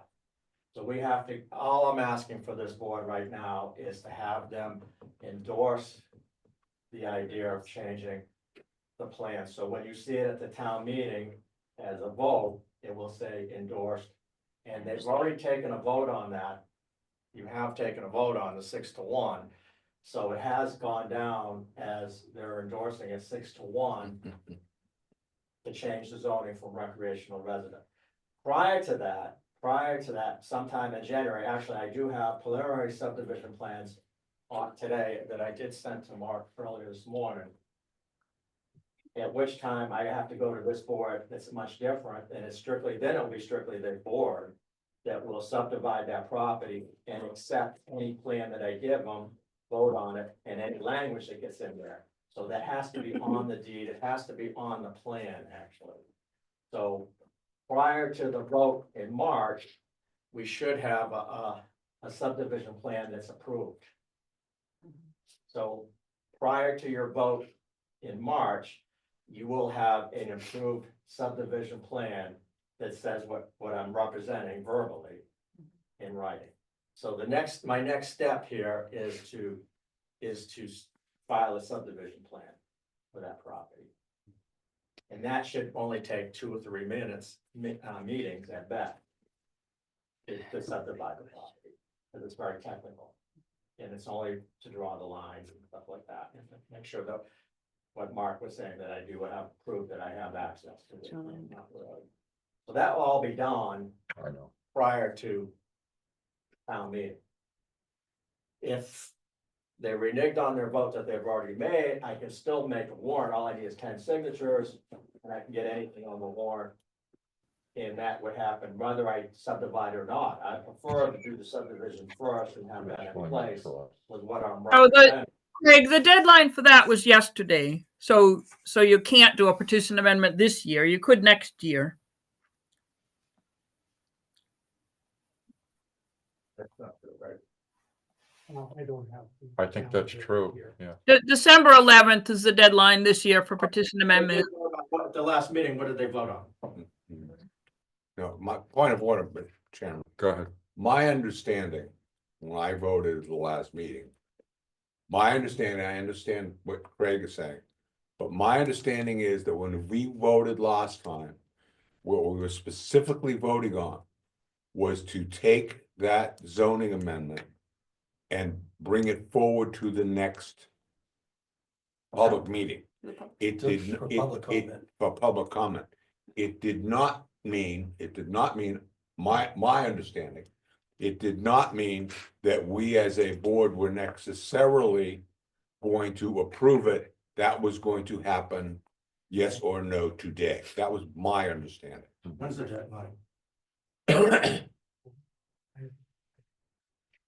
For My- petition amendments, the deadline was yesterday. That's why I we need- came to the original meeting Right. 4 weeks ago. I need to understand whether what I said is, I need to understand it. That's how I interpreted it as well. I as well. You We're cannot gonna have vote it, on it today, Huh? right? That is correct. What I said is correct. but the I- same I- token, you something right? cannot, No, you can't put it forward without a public meeting. Right. So that's what that entails. Right, but Anyway. but whether we Yes, put it what- forward or what she not was is saying today. correct. All right. Yes, sir. For us. For us as the planning board Whether to we put it recommend it. Forward or not is today, not that which we voted on last month. That's my understanding. That does not We'll indicate how I clarify. may or may not vote, but that's my understanding. Right, so we'll clarify that. Sure. I do have a different question, if that's okay. I've made, I have other questions as well. I'm gonna let you go, and I'm gonna go right after you. Okay. So everybody hang on. Does, if this goes through, does this piece of land become part of the either Greeley Hill Association, if they have an association, or that, no? Doesn't change anything. Okay. It's the- So like the covenants of those things would not apply? Okay, thank you. So, hang on, Craig. So, again, this portion is really about the amendments. And for everyone to understand and comment on the amendments. I have like I said, I have a bunch of letters here. I had one from Lisa Reed. I also have another one from Richard Avis, who I believe is with us. But it's the different one. Yes, I'm here. So, Richard, I want you to comment because you've been very patient up there. I know you don't have your hand up, but this again is about the amendments, and I want to hear what you have to say. Sure, thanks very much. I was looking for the icon to raise my hand here, but for some reason it's not visible. So I'll have to use my voice instead. But thank you. As you recall, I had sent in a letter and I was at the last public hearing where we had a very good discussion on the proposed addendum 2, most notably the steep slope portion of that. And I'll just reiterate, summary, because I know you guys got a lot going on here. I'm opposed to this deeply, as are others, for several reasons. First of all, there is so much precedent in the valley. Steep, slope development has been welcomed for years. Most of the lots and most of the developed lots in the last 10 or 15 years, Moose Run, Cascade, those would never have been approved under this type of amendment. Further, these lots are challenging because we live in the White Mountains. And quite frankly, all these issues or concerns can be mitigated by a proper engineering plan and a proper implementation plan. It doesn't need to be legislated. And I say that as a professional engineer with a lot of experience. I think that the valley at this point, I would say, I think it's a fair comment. The valley is almost built out. There's perhaps some small number, 6, 10, don't hold me to any of that, lots that are considered steep slope or would be considered steep slope that are not built out yet. This would unfairly discriminate against those owners who purchased this property in good faith with the hopes of building a structure that would be acceptable to both the builder, the owner, and the town. So I would highly recommend that we either eliminate or modify the wording in addendum 2. And so that's kind of a high level summary of what I believe was in the letter and what I believe I stated in the last meeting. I'd be Rich, happy to. Richard, can I have you hold on for 1 second? Tara, did you have a comment on what Richard is explaining? Yeah, I'm concerned that people listening in the audience and on YouTube might not be aware that the planning board already made the changes he requested to that amendment. Oh, I'm unaware of that, Tara. That's The board will be reviewing the revised language when they are able to get to that agenda item this morning and having a public hearing on the revised language. But the changes you requested have been made to the current draft. So I hope that people will be able to hear that you support it now. Oh, well, that's fantastic. I honestly didn't know that. I've been scouting around on websites trying to find minutes and It's not, things this is the meeting that was for the planning board to review the revised language.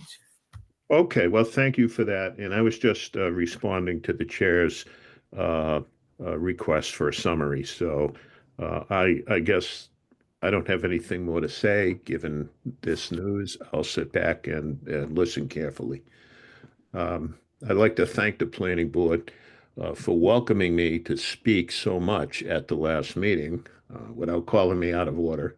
And thank you very much for your service. Okay. Thanks, Richard.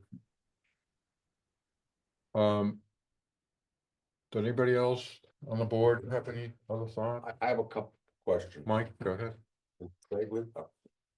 One of the comments that, as I was talking to various people, I know that, and I've done it as well, hiking up in that area. There are people that hike up through that lot area. It happens to be that most of the time, I would say, back in the higher area where that cuts through, and people hike through there. And one of the things that has happened up in the Snows Mountain area, and I don't mean to cast negative aspersions on anyone, but we used to be able to cut through. I don't mean, we used to be able to cut through from Snows Mountain Road at one point over to Snows Mountain. Yeah. And the owner of that property legitimately, all right, has basically said, no, you cannot cut through my property to get to Snows Mountain, which is something that has negatively affected some of us. You're talking about the previous owner or I don't care who it was. they are the owners? It's actually referring to a different area. Oh, okay. I am referring to a different area. You know the area that I'm talking about. From the ski, you're talking about from the skis. All right, Oh, okay, thank you. that we used to be able to cut through, and the person legitimately is their property. And they said, no, you cannot cut through that path anymore because it's my property. And did they put a chain up? I think they did. They put signs up and they have cameras up. Whatever, so it is. Oh, they called the police on you? Good. But at any rate, that has happened. One of the concerns that I have, because I do hike up in that area, and I have a lot of friends that hike up in that area, is that people do cut through there where you're talking about. People do hike through up through the back area, especially where, as I understand it, I haven't seen obviously exactly where you'd be building. But hike up in that area. I want to make sure that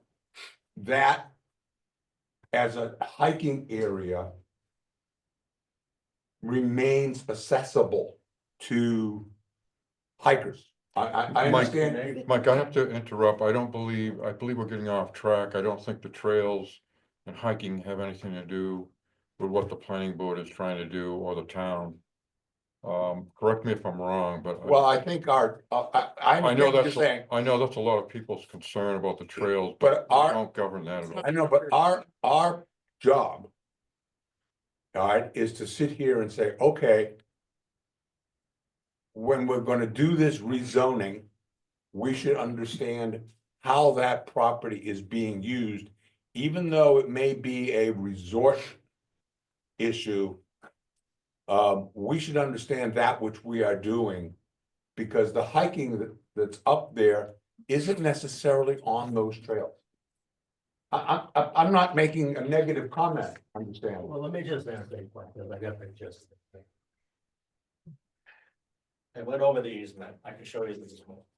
The easement is between the owner of the property, myself, and one other person. It doesn't encompass anybody else. Understood. All right? I cannot, I'm not the guy to put the chain up. I know, I'm not saying you are, I know you're not. But I will say to you, my insurance went from $8,000 to $36,000. Because of the, and I would like to be compensated for anybody that steps foot on that property. Because I have to maintain it and I have to pay for it. So all I would say is that for trespassers, this would not pertain, make that any different. If you choose to trespass across anybody's property, you're at your own peril. That's what it is.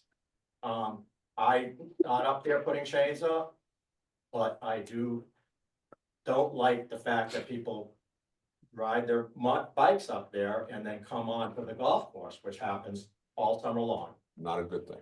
Not a good thing. So I don't know how you get in between all that. But the easements that I have are between me and one other person. I fully understand. Well, then, what you're asking me to do, because you're not allowed to do what you're asking to do already. Whether it's rec zone, industrial zone, or residential zone. You would have to make an arrangement with the owner to get permission to cross or hike onto that property. I still have to interrupt. Yeah, This is not right. in our wheelhouse. The trails, hiking No, and there's that a lot of stuff. questions that are. Right now, we need Yeah. to talk about the zoning amendments. That's what we're asking all of you to talk about, not the trails. Right, and So the zoning is a protection of property rights. and I that's gotta why we stop have you. zoning. I understand. Mike, I gotta stop you on that as Okay, well. That that's question. fine. Do you have a second question? I do.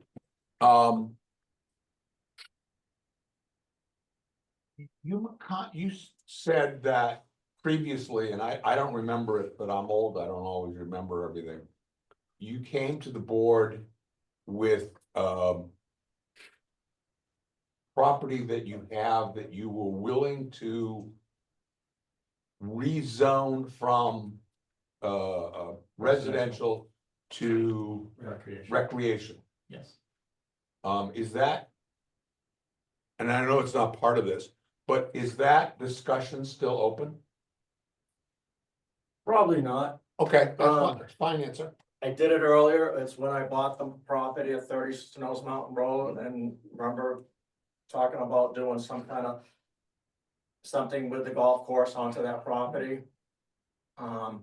As we all know, we're all getting older and my priorities are starting to change. I'm saying to you that I can't work as hard as I did before, so I'm probably gonna try to stop doing these projects, to be honest with you. I think what this board has been very supportive of me, hugely supportive of me, And I do have one project that I'm in the process of finishing right now, and I think once we get finished with that, I'm not so sure I'm gonna have any big projects left. So I'm starting to look at how this whole thing plays out. And one of the things was this excess product right there. Okay. And once that's done, I could have put employee housing up there. I'm not so sure that's a good idea for myself, and I don't think it's a good idea for the neighbors either. So I was thinking a single family house used Okay. by one family is less detrimental than anything that I can physically do up there. Thank you, Craig. So are there any other questions from the public on the zoning amendments? We have 5 of them in here. And that's kind of what this part of the agenda is about. I do believe that we did have there it is, from Barry about a different amendment. So just to close on this Wait, amendment. one moment. Sure, please. Do you want to read that? Well, if he's finishing up on this before we go to this, because this is a different amendment altogether. Okay, just allow one more question because we got 5 amendments. We've been stuck on this one. Go ahead. Well, as a butter to this property, Craig, I'd certainly be interested and willing to speak with you if you're looking to sell recreational land, at recreational land price. To discuss purchasing that and putting it into a multi-generational trust to ensure that then the town has access to the trails unabated. Good comment. Do I know the Board of Commissioners? Hang on. Just me specifically. Alan, did you have something? I'm good. You're pretty much up on all the amendments, or you've read them all. I know you have, but you were at the last public hearing, so I appreciate you coming to this one as well. Anybody in the Zoom area have any questions, any thoughts about the amendments? Zoom land, I call it Zoom land. Kathy, did you have something? Okay. Tara, any thoughts? Yeah, about John. amendment? I'm sorry to barge in. This is Warren Wheelock with WVAIA.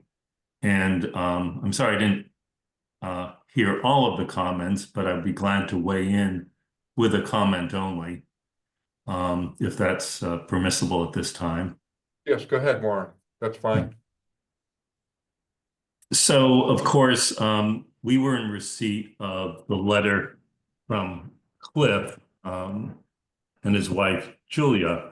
And one concern, and you may have already covered this, is that the Snows Mountain Trail, which does exit right by their property, and he's perfectly fine as a private landowner to allow hikers. In fact, he's thrilled about it.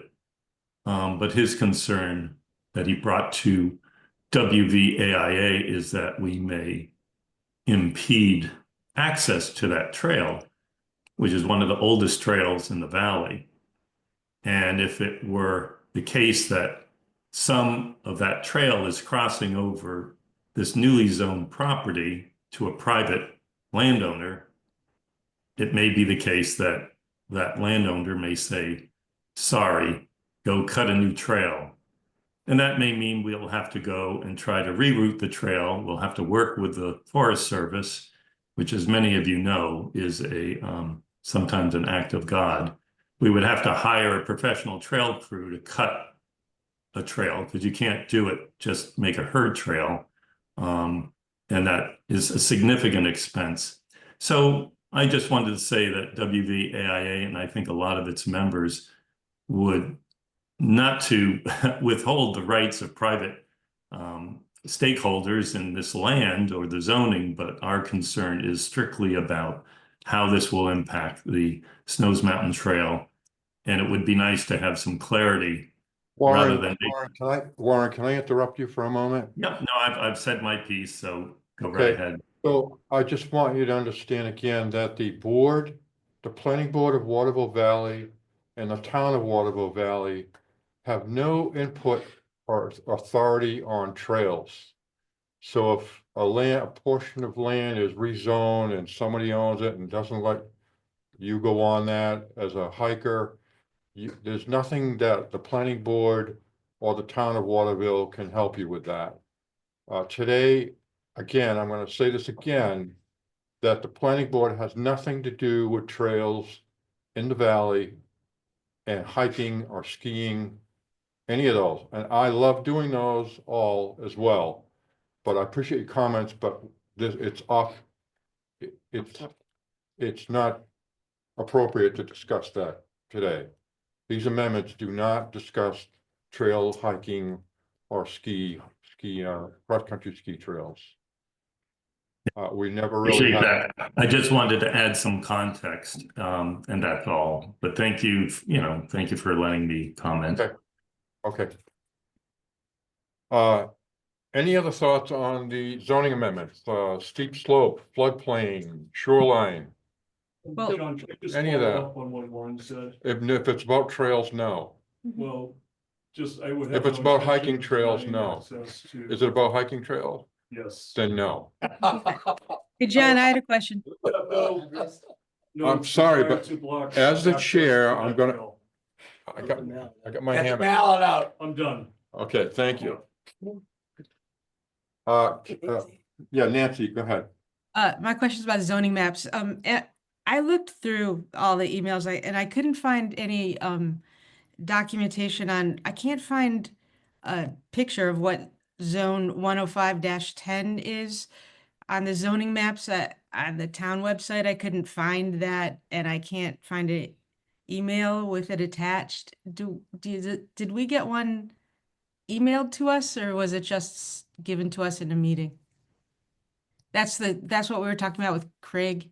Yeah, What piece of land that is, actually. Nancy, a little bit of answer to that question is some of us got it here today, but the office has been having some construction done to it. It's in email. Did you just send it recently though? I just can't find the email with the picture. I found Okay. 1051, 1058, but I never found a picture that's 10510 with the thing Craig's talking about. It was something that Craig handed out, and I had anticipated when I wrote the narrative, the written description of that amendment, that the staff would attach one of those maps to the hearing notice, and I'm sorry that didn't happen. No. Okay. Nancy, Yeah. on the zoning map here in the office, right behind John, that 105-10 is the golf course. It's part of the golf course. Yeah, I know, but I need to know which part. Can you email me do you have a picture of it? Because like those numbers are not on like the tax map kind of thing, so I just can't find it. I mean, it's not the entire golf course, right? It's only part of it, and I don't know which part. Morgan will send you a I'll picture text right now. Yeah, sure. Okay. Is this? Yeah. We're starting to ask about whether or not we had any This was where- discussion on the amendment. Yeah. I Well, thought I was crazy for a well- minute, then I realized, nope. So Concern about the public. I can do it. Okay, Well, thanks. That was just an aside, but we're supposed to talk about them today. and It's- decide- See the red line? no. Nancy Morgan sent you a picture of the map Two. as well that Craig had, or someone had been provided.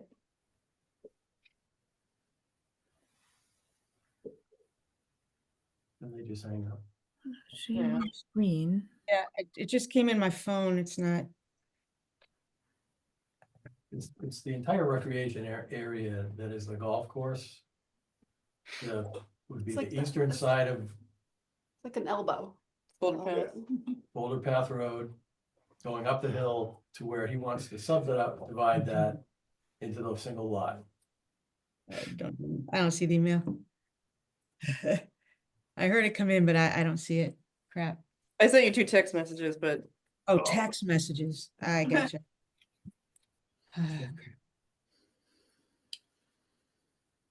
Okay, gotcha. Okay, thank you. Thanks, that'll help. Great. Good. Any other thoughts for the residents or any questions on the zoning amendments? Just the correspondence from Barry. About a different amendment. Okay. So would you like to read that to us and let us know what amendment that is? So this is amendment 1, definition, article, supplemental regulations, junkyards, trailers. So it says, my question is in regards to L, no travel trailer, etc. may be parked or stored in the front setback for more than 7 consecutive days or more than 30 days within any calendar year. Yes, that's the accepted language. So I assume that means that any registered vehicle, no matter how many or type, can be parked or stored in back of the front setback up to the property line, not necessarily in the driveway. That's it. Mm-hmm. And I believe that's the correct Mm-hmm. interpretation of that. Mm-hmm. So that's that. Mm-hmm. Okay.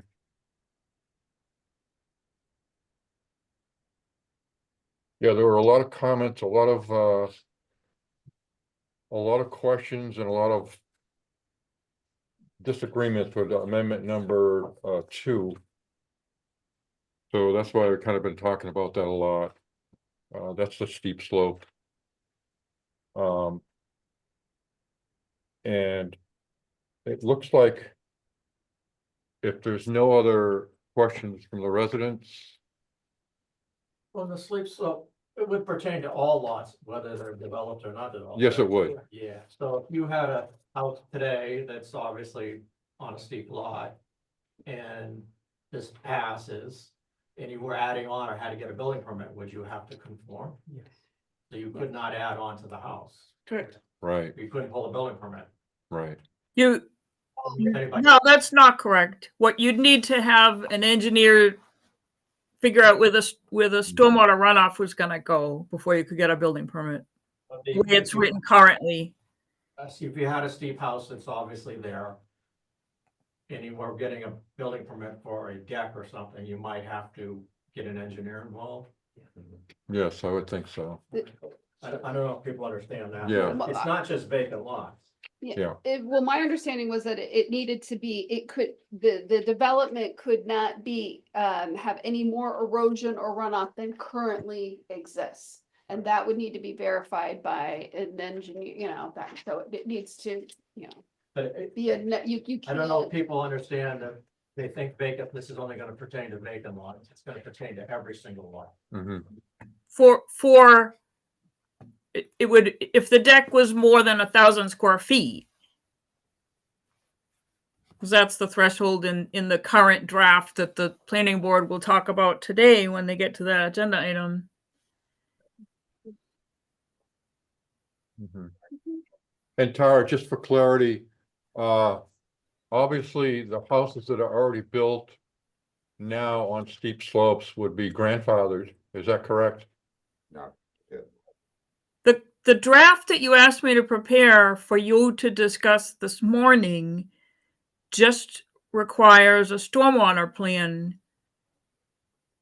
So I don't think they'd become non-conforming uses. No, they'd still be permitted.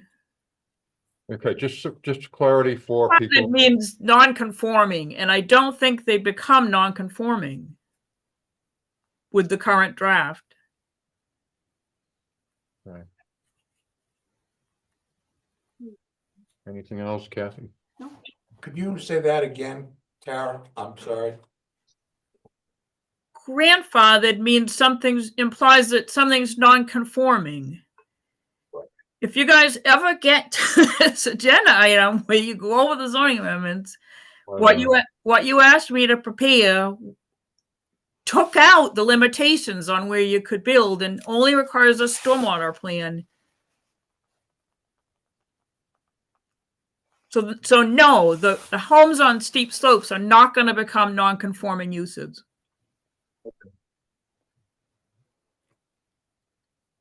Okay, so I'm gonna move on to old business. I'm going to shut down the resident comments. You're welcome to stay and listen or comment after the meeting, but we're gonna close that for now, okay? Well, and we'll have another public hearing, so stay tuned for that, okay? Please come. Thank you much for coming and listening. Paul, you mad at me? You okay? I'm glad you didn't hit that hammer on the. Yeah, I got the hammer, so. These are informants. Okay, Thank good. you, everybody. All right, thank you. Let's really quick with the RFQ update, you guys. Yeah, so Talk about the amendments here. What, I'm going to it right now. This is on the agenda. Okay, the RFQ. Just give me a can quick wait. overview on the RFQ. I'll get it real fast. And this will be a challenge for me, you know how much I like to talk. Last time we talked about, Steve was circling back with some of the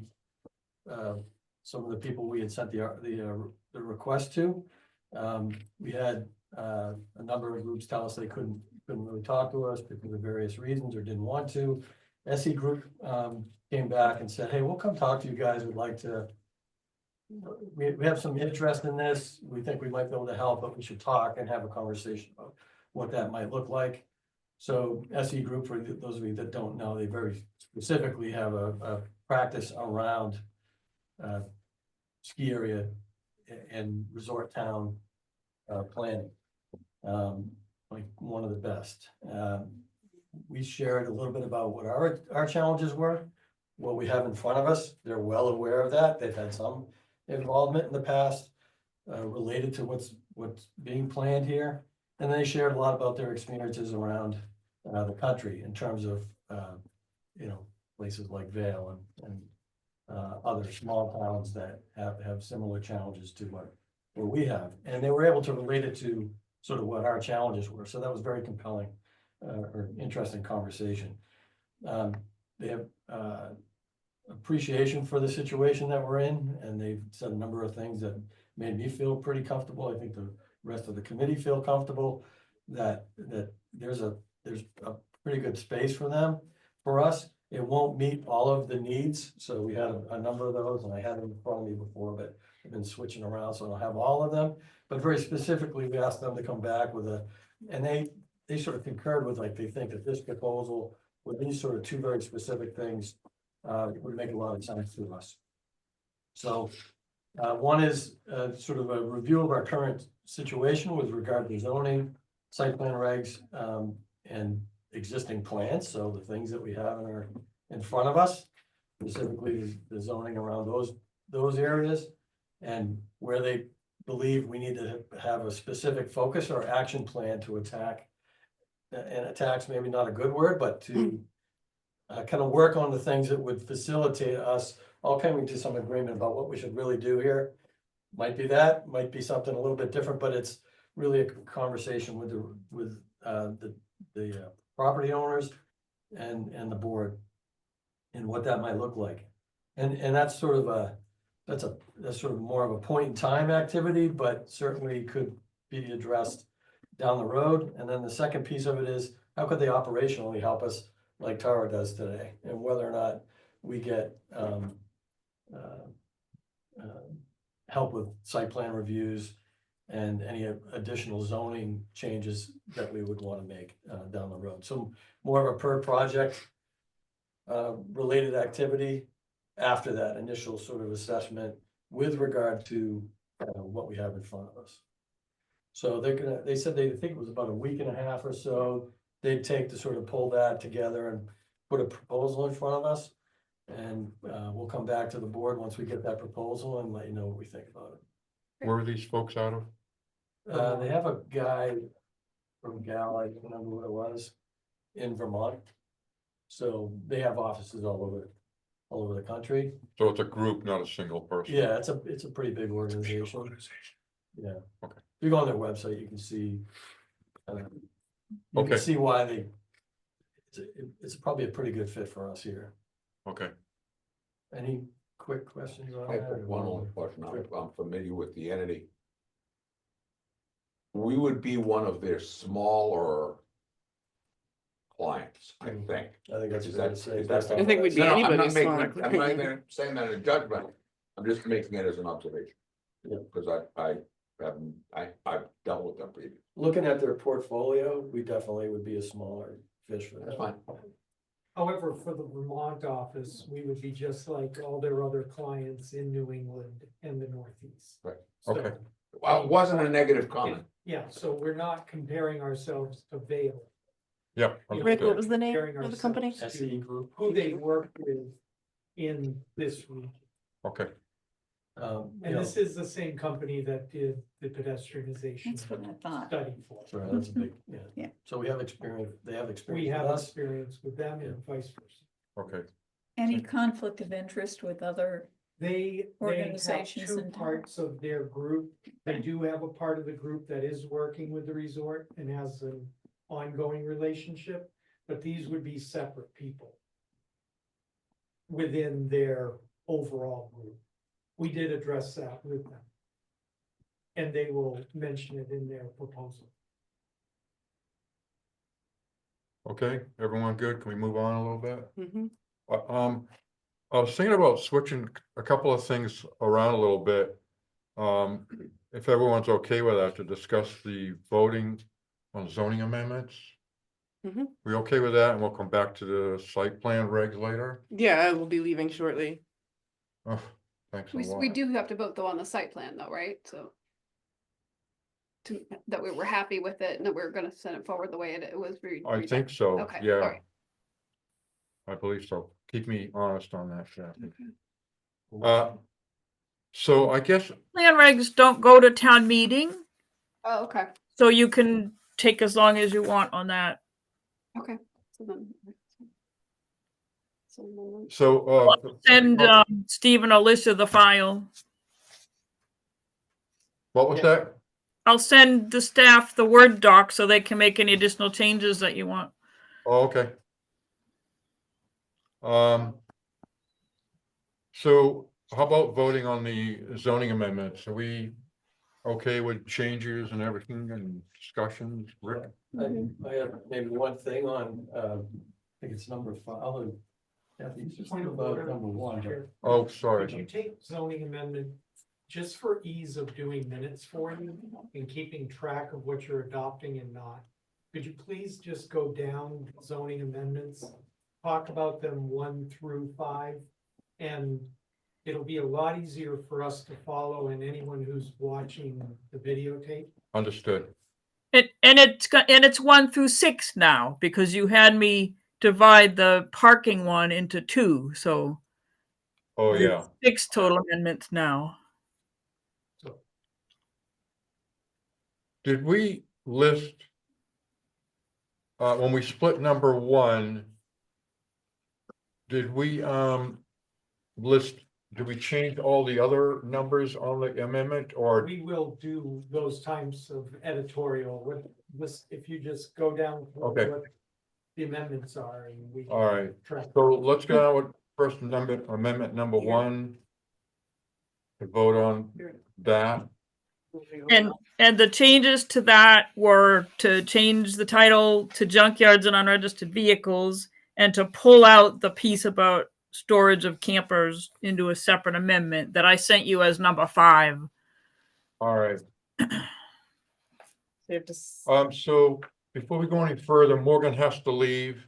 And Alan Burko, I'm gonna seat you in place of Morgan, okay? All right.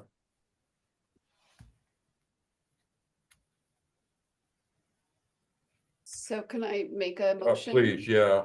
So I move to accept amendment 1 as amended, to move forward to town.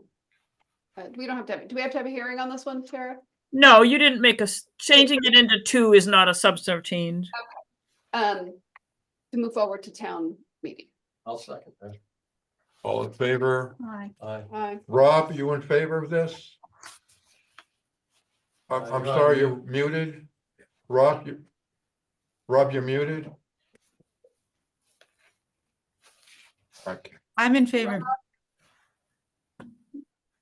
Alan, Aye. Rob, you're muted?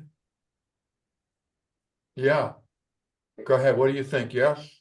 I think, No? Okay. Okay. We're good with that, Kathy, why don't you kind of, this is good, let's keep it rolling. What number, Do we want to go to this number 2? Okay, and then we'll do the other parking. All right, so the number 2 was the steep slope. This was the one where it does need to go forward to another public hearing. Did Yeah. anybody have any comments, questions? I mean, I can put that on the screen. But Mr. Chairman, clarification. We're voting not to accept, but to move to a public meeting. The steep- On this one, Steep slope only, just so that it's clear. on number 2, Yes. steep slope. Because we made significant changes. No, that's fine. So it goes If back it's to- not long, can we read it so that the people that are watching? There it is right there. Okay. so this that I have on the screen is all that's left in, and here's what kicks it in is if it's disturbance of 1,000 square feet or more on slopes more than 15%, this is the only requirement, is to have an engineer do a stormwater plan to show that you're not increasing the runoff from the site. That's all that's left in this amendment. Right. And so this you would need to have a second public hearing on. Okay, Any questions, comments from anybody? can we move on to number Well, amendments? I'm gonna make a motion to move amendment 2 forward to a public hearing. As amended. Yeah, perfect. Second, Second. all in favor? Aye. Okay. All right, thank you, guys. We can move on to amendment number 3. This only had one place changes the community to town and removed the unnecessary language about septic systems. I got confirmation from the state floodplain officer that that was okay to take out.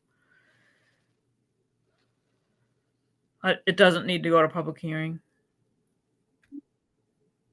We're making a motion to approve amendment 3 as amended to go forward to town meeting in March of 2025. I'll second that. Okay, all in favor on that? Aye. Okay, great, thank you, Kathy. You probably want to take number 4. Sean. Yeah, let's pick number 4 amendment. Mhm. Let me put the language up.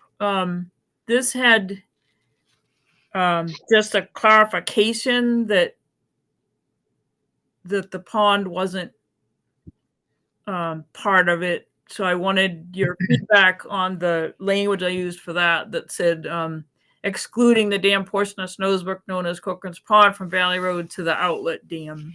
That's what I threw out for your consideration.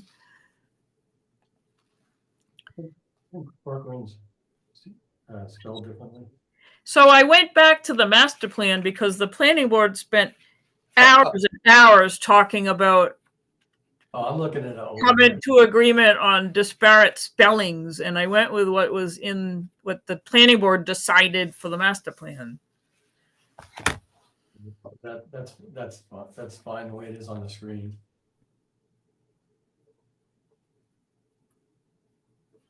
The planning board decided what they decided was going to be the final say on names where there were just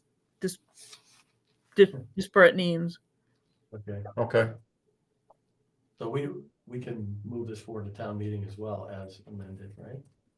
we can. Did you want to make that motion? Make a motion to move proposed amendment number 4 as amended to town meeting. Second? Mike, second. All in favor? Aye. Aye. Okay. And then I can make this, this is the piece that was pulled out of 1 and just for ease of what we were doing, I made it 5. I can make it 2 if you'd like and renumber the others. But this is the piece that was not changed, but made its own amendment. So, John, So, okay, yeah, go ahead. so I have a, maybe. I have an objection to item 2 under temporary occupancy. I feel like a heck of a lot of our conversation in the meetings that I was in prior to the public comment meeting, where we had a lot of focus on the front setback and the view around that. But I don't believe, and you guys can correct me if I'm wrong, because I could be, that we had a lot of conversation about this item number 2, which talks about the ability to park a recreational vehicle and use it as a seasonal use thing for 30 days. I absolutely do not want to see that in this town. Like, I don't know. Wait a minute, I'm lost. Wasn't So that? this on- is a registered camper trailer. Wait a motorhome. minute, wouldn't that be number 1 amendment? It was in number 1, and what you decided was to pull that out and make it be a separate one. I was just checking to see that we did call it out specifically in the hearing notice, so people were aware of it. Oh, okay, got it. Yeah, but I believe that we beat to death maybe not, because I think there'll still be some discussion about this, about the setbacks and how long, but I watched as much as I could of the public hearing, and that seemed to be the focus, but I don't think we really called attention to this notion of that you could park a trailer in a driveway and someone could live in it. For me, that's essentially a part-time accessory dwelling unit that's not attached. Right. I don't know where this came from, if it's just to be consistent with, like, who asked for this? And are we just trying to be consistent with language that's out there in other places? I don't want this to be a campground. I don't want my neighbors to have, and I'll speak for myself, but I think other people probably share this Sure. same opinion, that I don't want my neighbor parking, their mother and father's RV because they just came up as snowbirds and they're gonna stay for the summer and run their air conditioner in their RV and whatever, and their TVs and whatever else. That doesn't seem fair to the abutters of whoever's property this thing happens to be on. So I'm not in favor of moving this as it's written right now to well, do we have to go to? Would this go to public hearing? Just go to a public. Yeah, hearing. so I'd like this to be talked about a little bit more. I Yeah. certainly am not in favor of it. I'm in favor of the rest of the language, just not this. I have a question, Mr. Chairman. If we pull that out, let's suppose we do. If we pull that out now, that would mean that it would not be discussed at a meeting and then if approved subsequently, would not be on what is voted at town meeting. Is that correct? I didn't follow that, sorry. Basically, you're asking, do we have enough time to get this? If we discuss it, do we have enough time for it to get to town meeting if we don't put it on the public hearing today? Yeah. We kick it, that's what. your question- Technically, you don't need to have it on, you don't need to have a second public hearing. You divided one thing into 2. That doesn't require another public hearing. It sounds like it would be a good idea to have this as part of the second public hearing though, and get some input. I think so as well. I mean, at an absolute minimum, this should be discussed Public. we should get the input from the public in general. Yeah. Because I tend to agree with you. This is not what we want. Yeah. Margaret? I'm a little confused. Wasn't there something in there that said no more than 7 consecutive days or 30 days in a calendar year? I remember talking briefly about that, yeah, what, I don't know the date. That's in number 1. That's in number 1. Yeah. What's in the front setback? It's not in this, 7 days, 4 times a year, but that's not in this piece. right, correct. So we should just move it to a public hearing, that Right. portion of it. Where did this come from? I guess, It's out of the public safety meeting, enforceability and. This is I think what Tara is saying is this is the same language as the original amendment number No, I- 1. I realize You that, but- simply just took it and made it its own section. I went back and looked at those other meetings, and I think we got so hung up on the other things that we never really I started to say something about it actually, and then we kept going back to because I had issues with the front and side and rear setbacks as well on that other one, and I was so focused on that I don't think I ever got to really, and you know, shame on me for not doing that, but I absolutely have no idea who would want this in our town, like, you know, has anyone ever come to us and said, I'd really like to be able to have my relatives come and park their RV in my driveway for the summer? Like, that doesn't seem like something that a lot of people would want. And so at the very least, you know, I'm good with it going to another public hearing as is. But I'm gonna say right now, I'm not in favor of this particular thing, and I'd like to see it out of there. Do we want to talk more about it at a next meeting? I mean, would this, I guess what I'm trying to say is, does this particular issue affect public safety? Is the intent of what? You need to get that input from the chief. Okay. Because remember, there was a limitation when it was part of the First Amendment, a part of a combined amendment. You had the time limit that was there. Yeah. That is not there now. Oh, And maybe, okay, I'm not maybe it crazy. is simply adding. Sure it language. is. It's 30 days. I did not change the language of this amendment. I just copied and pasted it into a separate one. All right, you know, I want to acknowledge, this has been there the whole time. I went back and looked at all the iterations. Right, and I'm just answering Mark. It's the same 30-day limit. I thought you were saying that you were concerned about not having any limitations. No, I'm concerned about that. We have the ability, someone has the ability to To drive do an it, RV. period. We have campgrounds here in the valley and up on Yep. Triple I Road, Yep. all over the White Mountains. Get, I don't want people camping in someone's driveway next to my house. Like, get chief's input on that. I mean, I, in He has listening, stated to the board that he has those concerns as well. Do we Okay. want to just table it and talk about it in January?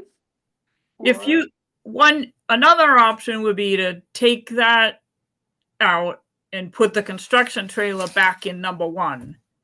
This section that you're talking about right now is why you decided to take that and make it a separate amendment, because somebody at the public hearing made the good point that they might be fine with the rest, but not like the idea of somebody being able to stay in a camper in their yard. So if the board is not really keen on that at all, then we could just take that out, put the construction piece back in Amendment 1. I think, I'd like to see that. I don't know what everyone else feels like. Does everyone have enough information to, yeah, Can I Mark? just ask a question of Tara? If you did that, Tara, what would be the effect of that when it came to RVs? And the use of RVs? Would they not be regulated, or would they not be allowed? Or how would that affect it? I have to go back and see if you had other language regarding that. I would just believe they would not be allowed, period. Yeah, I would be concerned to go potentially that far, because we do have people who own them. Oh, it's staying in it that wouldn't be allowed. Yeah, Okay, that's as the long part as of- it's just the staying in it, then public safety would not have a. Right. No, that's why you guys at the public hearing decided you wanted to take this piece out and make it its own, because people might not be okay with it. But what I'm suggesting is we could keep the first paragraph of it that talks about the construction trailers and swap that back into number 1.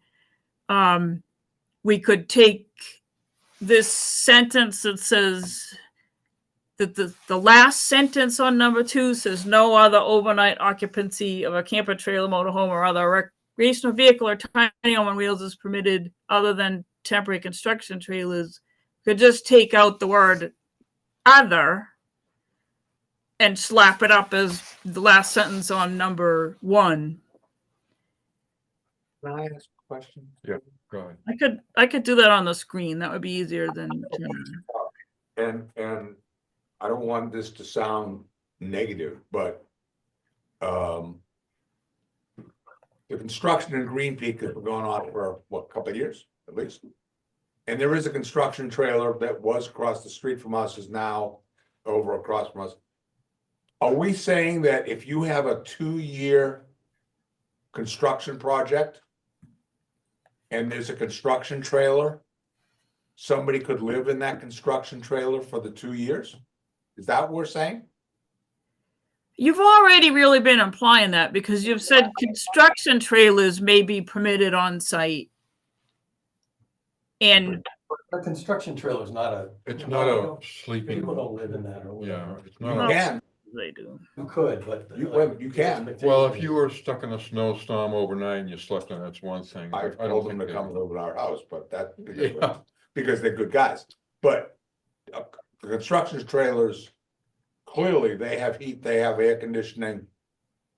Yeah. I'm just asking the question. Yeah, yeah. I mean, I understand the issue, but, you know, we're trying to sit here and draw lines. Right.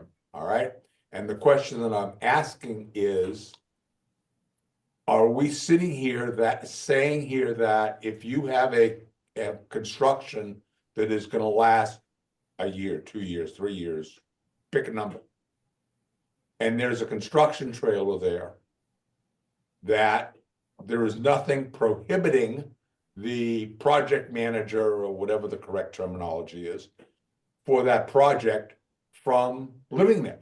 Yes, there's health safety codes that are not zoning issues that the select board and the code enforcement officer, that construction trailer would have to meet those health safety codes. It's not related to the zoning ordinance. Okay. But we do regulate that. No, they cannot live there without water and sewer but that has nothing to do with the zoning ordinance. It has to do with separate regulations. Got it. I think Got that it. gets us where we wanna be. Yep. Well, let's see what, so Tara, you were gonna. Okay. I just, you know, you understand. You covered. Yeah, what Mark just said, you're Yeah, definitely covered. I with your think, question. that's fine, Yeah. as long as we're covered. Yep. So this is what I think you're leaning toward having a second hearing on. Yeah. Like you got rid of number 2 and just moved that sentence up, took out other and put that piece from section 2 and moved it up.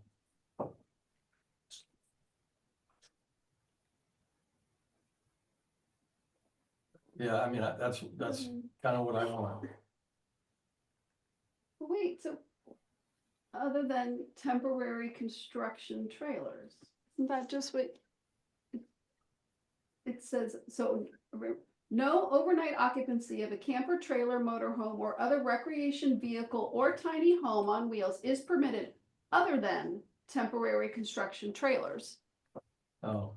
Isn't that what you, yeah? But what I was, what we Why were do just, we talk- even have that I in understand, there? what Can't we we were, just? that's why I asked the question, and what Mark, No, I told us- understand why they can't say, why they can't, but we can cover that in another way. But just take, why do we even have to have it in there? Just is permitted. It's and then permitted, period. Take out Yeah. other than temporary construction. Because trailer. it's under temporary occupancy. Occupancy to me means living. So just can't we take out, and I'm asking the question, is there a problem with us taking out temporary construction trailers? So you want to say that they can't nobody can stay on the site? Not even like a watchman to watch the materials if you do that. Well, Kathy is explaining occupancy is someone living. What do we define occupancy, Tara? It would mean they can't stay on the site. Overnight. Right. living. Right. But they can occupy the structure within the course of their work, But not overnight. but not overnight. Well, if you have a third shift guard, security guard or something, because I envision that we will during the Yeah. treatment Sure. plant Yeah. project, Yeah. right? Because we're gonna have millions of dollars of stuff. Offer. You could But that is a worker on a work shift, not a person living there. Yeah. Okay. So if, as long as that's covered, I would put a period That would after be fine. permitted and get rid of the last part of that. Is that the, you, Yep. I have to go back, Mr. Chairman. Yeah, go ahead, Mike. I don't understand, and I apologize for not understanding. Mark, if you have a third shift worker that is there working, yeah, all right, you know, great big lights, bang, Yeah. bang, bang, and assuming they do not, we do not have a problem with the noise ordinances caused by said worker, okay? That person isn't living correct. in the So they could be construction in the vehicle, trailer. they are outside working. Yeah. Which really is not what we're talking about We're talking with, about living. with living in the construction van thing. That, I think what you said is different from what my concern was. I just wanna, you know what I'm saying, Maya? I wanna make sure that you and I are saying what I think we're saying. Kathy, what do you think? How's that look? That's fine for me. So we're gonna have to go back to public hearing now, I think, because of this, right? yes. Well, we had another one anyway. I mean, this has changed enough that, yeah, it should go to public hearing. So now I would make a motion then, Mr. Chairman, Go ahead, please. that we move proposed amendment number 5 as amended to a public hearing. I don't have a date or anything, right? You're right. That's it. To a public hearing. I second that motion. All in favor? Aye. Alan, Aye. Okay, is Rob gone? He said he Nancy's emailed us good. that Nancy's he's having fine. some technical difficulties Okay, trying to rejoin. that's okay, because I think we got Yeah, we're 7 fine. with Nancy and Alan, okay. 3, 4, 5, 6, 7, yeah, okay. Do you Okay. guys want that to be number 2 now or 5? I think it makes sense to have the two parking together. Yes, Yeah, that- Okay, please. I'll change that to 2.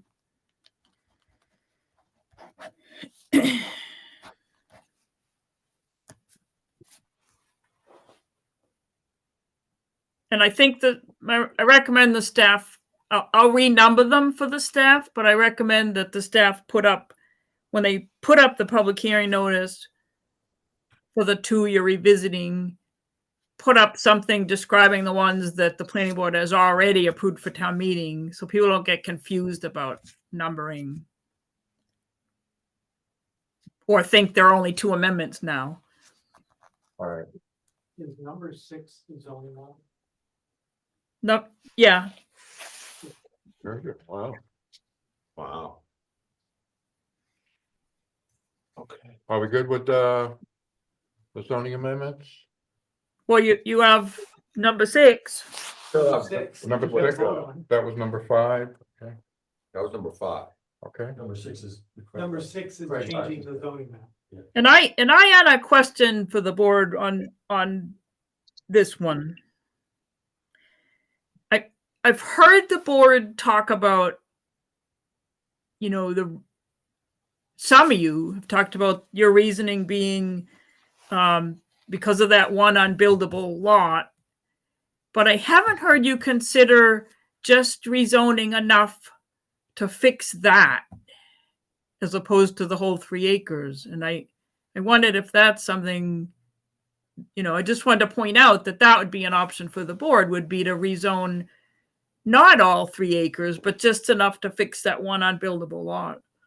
And then Craig could have the option of still subdividing that little upper elbow but it would be rec, and then he can sell that off should he choose to abutters. Right, he doesn't need to rezone it to sell it to butters if they're not going to build on it. Right. He can do exactly what he wants. But it would be the one way that the planning board could make sure there's only one house up there. Oh, that'd be, yeah. I think that complicates How? this. Well, for one, Craig can just get rid of this one piece of property in one fell swoop, right? And I'm not speaking for him, I don't know if he would care about this, but I think it complicates the process for everyone. Yeah, I think he said something about, he knows a couple of people might want to buy in up there, but not whether or not it was all of them. I do think Cliff did say something about maybe he'd be interested in that part above him, on that corner. Was one other thing I. So that he Oh, could. lot he could do that. 36. Mm. Mark, you got I'm your not hand? sure it's the zoning that was the problem. Do we know that? A question. Tara, are you suggesting that that piece that does get rezoned is along the neck or after the elbow of the What? parcel? So would we have rec land adjacent to the national forest to the northeast? And then have a piece of LDR and then the rest of the, Yeah. I would, So Craig, you know, we couldn't share it with the planning board because it would be illegal for them to talk about a preliminary plan designed by a surveyor without having noticed it, but we are aware that Craig had a survey done which shows you know, the piece that he proposes to amend to lot 36. If that was the only piece subject to the zoning change, it solves Paul's problem and it keeps the rest in rec. Craig is totally fine to do his subdivision plan and the lot line adjustments with the other lots. They can have a piece of their lot that's zoned rec, that their house isn't going to be on it. Their house is on the piece already. Then we're having, then Craig has to figure out how to get rid of all that on its. Well, he can do exactly what he proposes. He doesn't need it rezoned to do lot line adjustments with the existing homeowners. I'm looking at the map. Always a dangerous thing. And what I thought Paul said, and is that he was thinking of building right where the elbow kind of is, Right, on Snows Mountain Road, yeah. on Snows Yeah. Mountain Road. Is that where Yeah. the driveway would Below go? Like right here. Yeah, that's not the plan that I was. understand. Let me finish, Tara, please. Yeah. And so basically what you're advising or saying or whatever is that instead of drawing a line where he currently has the dotted line, right? If he's gonna build the house where that is, kind of have it where the junction is and it narrows and you just keep, so do it there and let the elbow kind of stay. I'm where- talking about doing it in a way that it doesn't give it frontage on the road. Additional frontage. But just extending lot 36. I'm good, I can. Oh, okay. I think the. And You then know- Kathy. has Yeah. one. Do you need this? No, I can see it. I'm just trying to figure out, Tara, if we go forward with kind of what you're suggesting, where do we put the dotted line? I'm trying to Where make, does Craig? Yeah, Right, we could use Craig's survey. Again, we were kind of put in an awkward position because he sent it this morning and you need 10 days notice to have a subdivision plan in front of you. But we do have a survey that shows the piece he is proposing to add to lot 36 separately, and we could write a description that way. All right, what was the issue with the zoning on lot 36? You remember? He didn't feel there was a appropriate building site. yeah. He was trying to get some more buildable land added to it. I think, I'm not sure he had productive conversations about that anyway. So if I understand this, let's say we go forward with this amendment, which is gonna happen in March, that people are gonna look at it. And in the meantime, Craig comes in and says, I wanna subdivide this parcel. I wanna put a line here, separating it from the golf course, and I wanna put another line halfway up. And that subdivision gets approved. Then he has the opportunity to do the elbow on up as something he can sell to the other LDR people all around it. And they've expressed an interest in that. That's 30, like 34, 35. Yeah, and the issue that I have with that is just, it's administrative and we can work around it. Mhm. But you're going to have lots that are half LDR and half rec. No, he would, potentially. well, No, because his subdivision land with what we're talking about right now is not the entire thing gets done. Right, but it just the bottom section of it, okay. For Paul, Right. right? for Yeah, rezone. Yeah. And that, So that leaves the elbow as the rec? elbow Yeah. would be remain rec And the warrant article only addresses that little piece? right. Well, and- you haven't, Yeah, I know looked we at haven't that seen yet, it, yeah. but- Mark, Yeah. should I just share that piece of that? Yeah, I would show him because my issue is that whole, let's call it the arm, right? Mhm. That's got the elbow in it, what he's asking to rezone. What I think you're really gonna see is you're gonna see Paul's lot, and then you're gonna see a bunch of land that is also subdivided at the top, but that eventually there's a lot line adjustment with each of the existing property owners that increases the size of their lots. See? And I don't think we're creating the potential for like the 6 houses that everybody's worried about up there. First of all, the terrain doesn't support that. Right. And, right, Tara, I mean, this is. Yeah, see, amended to lot 10-013, amended to lot 36. And what I think you're gonna, this is the corner. And I think you're gonna see that these, yeah, see, to lot 43 down on Moose Run. But he's also said that he hasn't discussed this with all these landowners yet, so. But his proposed subdivision, that's what he would be looking to do. So now what, if you don't rezone this section, right? You're gonna have rec here and you're gonna, and this person could potentially purchase this from Craig. And now their lot is half LDR and half rec. Right.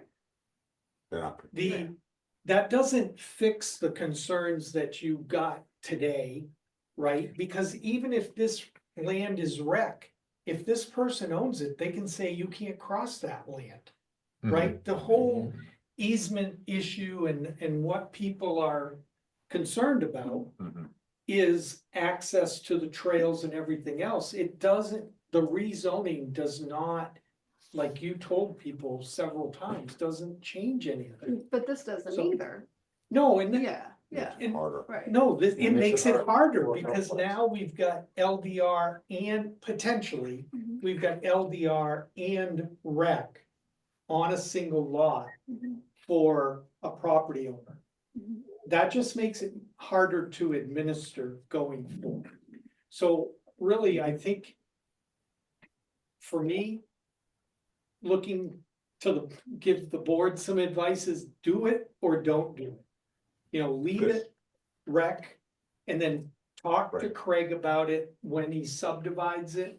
Or change it to LDR, then everything across that is LDR. And if he does this subdivision and does the sales to all these individual property owners, you have like property with like property. I just, I wanna, I don't know how to communicate to the voters that what they're concerned about really is not gonna be fixed one way or the other. Because Right. it still exists today with Craig as the owner of everything, as at all the golf course. Because Craig could go up and put no trespassing signs up there today, Yes, again, and he would be able to stop people. yes. It's the same thing as the person who has stopped people from getting to Snows Mountain at the top of Snows Mountain Road. Yeah. So, I mean, I think their concerns are valid, but I don't think any of this fixes any of their concerns. So, I'm sorry, so there's no trail easement? No. There's no trail easement that goes directly from Snow, there is a trail, but there's no trail easement on our maps. Unless someone shows us in a deed that they have a deeded easement from Snows Mountain Road to the trail system. Okay. There's common use of it, but Right. there's no The end of the easement. trail is in Cliff and Jules. In their Yeah. lot. Driveway. It's in their It's in driveway. The corner of their Yeah. driveway, Yeah. yeah. Right, The but sign that is there. easement does not come all the way down to the Snows Mountain Road Right. right of way. Yeah, right. On the maps that I've seen. Go ahead, I Mike. have a question.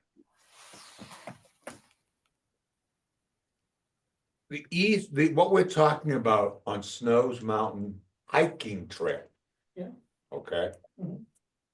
I didn't think there was any real effective easement that existed. It wouldn't be with It's the a resort. non-specified easement between the resort and Craig. So it is, the hiking trail. Most of this hiking trail system Mhm. is controlled by the resort. That's correct. Okay, It is, no, that's fine, that- it's an easement And I from understand that. Craig to the Okay. resort, and it can go away tomorrow. That's question If number one. they both agree. Question number two, which I think is more important. Mhm. Let's suppose that Craig does what he says he will do, which is not a given. Let's suppose he does what he says he will do. And that after this, and I suppose he can't do it before town meeting, which is unfortunate. Because the key here to me is that he puts in the deed before it is sold, that it can only be one house. I think that to me is what's really important and stops the concern of a lot of people that there be multiple houses here.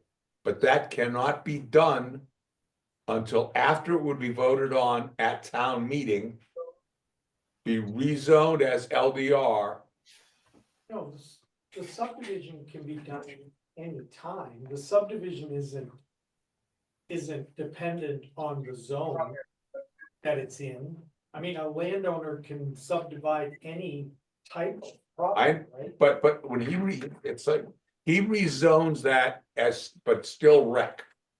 And it now has a deed as for that area. That deed, because it's rec, cannot say that it is only buildable for one house, which I think is where a lot of us would like to get to avoid having multiple houses there. And I guess he can't, I'm trying to put my brain, all right? Because I've done this in the former life, all right? He can't put on the deed that it can only be one house until it is LDR, not rec. Well, Can he Put a do, deed, he can put a deed restriction on anything that he wants. It's just, if it's not allowed in the zone, he wouldn't be able to build it. I think Mike was saying the timing of it. The timing, like. He could subdivide, he has proposed this subdivision this morning. Yeah, right, So at your next meeting, we're gonna have to go through the whole process. yeah, We'll have to complete the application. yeah. And you will have a subdivision plan, and you can ask him all of the questions about what he's gonna do and all of that. But he could do that whether it's rec land or whether it's LDR, it doesn't matter. So let's be very clear. All right, I wanna be very clear, because I know a lot of people have a concern that there's gonna wind up being 3, 4, 5, whatever number of houses there. Whereas many of us would feel better if we know there's only going to be one. So what you're saying is, he can subdivide that land tomorrow. Right? He subdivides that land tomorrow. He can do that himself. Right? And he puts a restriction on that land, on that deed, that says, if this is rezoned, it can only have one house built on it. Well, that's up to Tara, would have to answer that. Tara, are you still there? Yeah. I can't answer that. No, but I think that, you know, if he can go to town meeting and say, hey, look, this isn't just me saying this, it is registered on the deed. Now, he can change the deed, maybe not, I don't know. But one of the concern of several people is that you know what I'm saying, John? I don't know how to do this, all right, because this is in New Hampshire and this is everything else, but I think that would satisfy some people to know that it's only one house. He did mention that when he was talking. I understand, and I don't mean to say anything, but sometimes Craig will tell us things, and then when things actually happen, it isn't that which he said. Well, we'll get it in writing. Well, so could We have things. Something. So could I we- just, do we you have- understand what I'm saying? Yeah. So there's a lot, I feel like here, so do we have the time to either put this for on another public hearing to get more, you know, I don't know if that would be beneficial, or even just to push it to a decision to the next, you know, the January meeting? Do we need to make a decision on this? Because at the next January meeting, we'll be able to really seen what he was proposing. I But mean, that- what's the that goes- time? That goes to my follow-up question, which I guess nobody knew before today. And that is, if we say no, and I'm not saying we would, but if we say no, Craig is now in a position where, based upon what we've learned today, he cannot bring this as an individual warrant until the 2026 town meeting, Right. not the 2025 town meeting. I don't think we knew that, at least I didn't. No, we did discuss it. We made sure that we brought it up a couple times that why you needed to make decisions. I was probably napping, but that's okay. Wait a minute, we didn't know. And I think that's an important piece of information. If it's written down in the minutes, we knew. But but Is it there? do we still have time? I mean, I hate to Look. kick stuff down the road, but do we still have time to mull some more and still be okay for the 2025 meeting? Yeah, why not add it to the second public hearing, and you'll have, I mean, you got a lot of comments on things this morning, but this wasn't the public hearing. Right. And we could, at the public hearing, this proposal, the subdivision, is that fair discussion potentially? Or no, we have to have our January meeting for the If public? he provides an application and it gets noticed, then it's something that could be discussed. So I feel like, one, we got some pretty good participation on the last public hearing meeting. I wish I was here. That was great, but I don't know how much more we're gonna get, particularly with holidays coming up and everything else.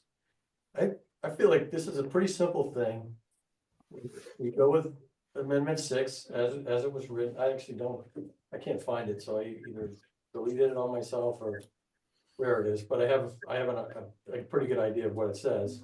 Change it to LDR and put it to the voters. let them speak at the. Here's how it's written. It was number 5. This is how it's written. The subdivisions, all those then, if it does go to BLDR though, it has to be half acre lots, right? No. Yes. At least half acre. Yeah. At least half acre. So how, I don't know, Yeah, I don't well, think again, you I guys have haven't been up seen. there, but there's no, like, one, there'd be no access to the road anywhere. Mm. It's not really buildable stuff up that way. I think Craig has But said there's that. no intention to build is the point. Yeah, He's subdividing it so that he can offer it to those abutting landowners. There's what people are worried about is what he's trying to not do. And that, I think, Right. is what he's gonna say when he brings in the subdivision. Is this is what, he already put it on the map. What his intention is. Mhm. So, and like he said, I think he said it at the last meeting. He said, I don't care whether it's rec or whether it's LDR, it's irrelevant to Craig. Because his subdivision, all I'm saying is it's going to be very confusing going forward when we are no longer involved. To keep the history of what the heck is Why? going on here. When you have lots that are half one zone and half the other, Yeah. that's all. So so everything you just said, I think I agree with. I'm in favor of keeping this fairly simple and going to town meeting with the way we have it written up there in amendment number 5. We're gonna learn more, certainly, next meeting, I guess, we'll see a little bit more of what his plan is. But his plan all along is just, he doesn't want that property anymore, it's not useful to him, he wants to get rid of it. He'd like to be able to facilitate this thing for Paul, but if the Paul thing didn't work out, the rest of the folks up there have an opportunity to buy that property so it doesn't get developed anymore. exactly. And if you go up there, it's really not a great property to develop, other than that one flat spot that Paul's talking about. Paul's looking at, absolutely. So I'd like us to just move forward as it is. We'll let the town speak. They'll probably know more about this stuff before then as well, as will we. And we'll see what happens. One other question. That property right now is contiguous with the golf course. Yes, So when he does a subdivision, is he putting in 2 lines? he's putting in multiple lines in the Yeah. plan. Okay, Yeah, multiple lines. okay. You know, another thought I just went through my head, and I don't want to lengthen this if I don't have to, but what, that piece of land that Paul is looking at to buy, it's not even for sale. And this may not even happen. And that is true. And you have to have that conversation when you're reviewing the subdivision plan. If he gets the application into you, those are the kinds of Yeah. questions you need to Yep, talk about. yep. Yep. You're absolutely right. So,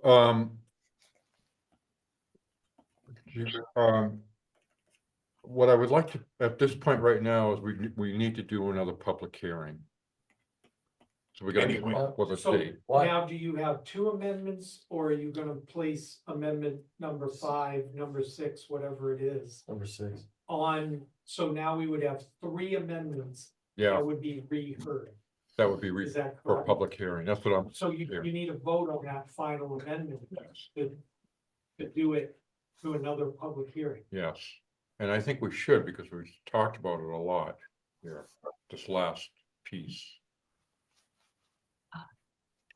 John, I have to go. I have to check out now. Sorry. All right, Nancy, thank you. Thank you, Nancy. Bye-bye. Stay safe.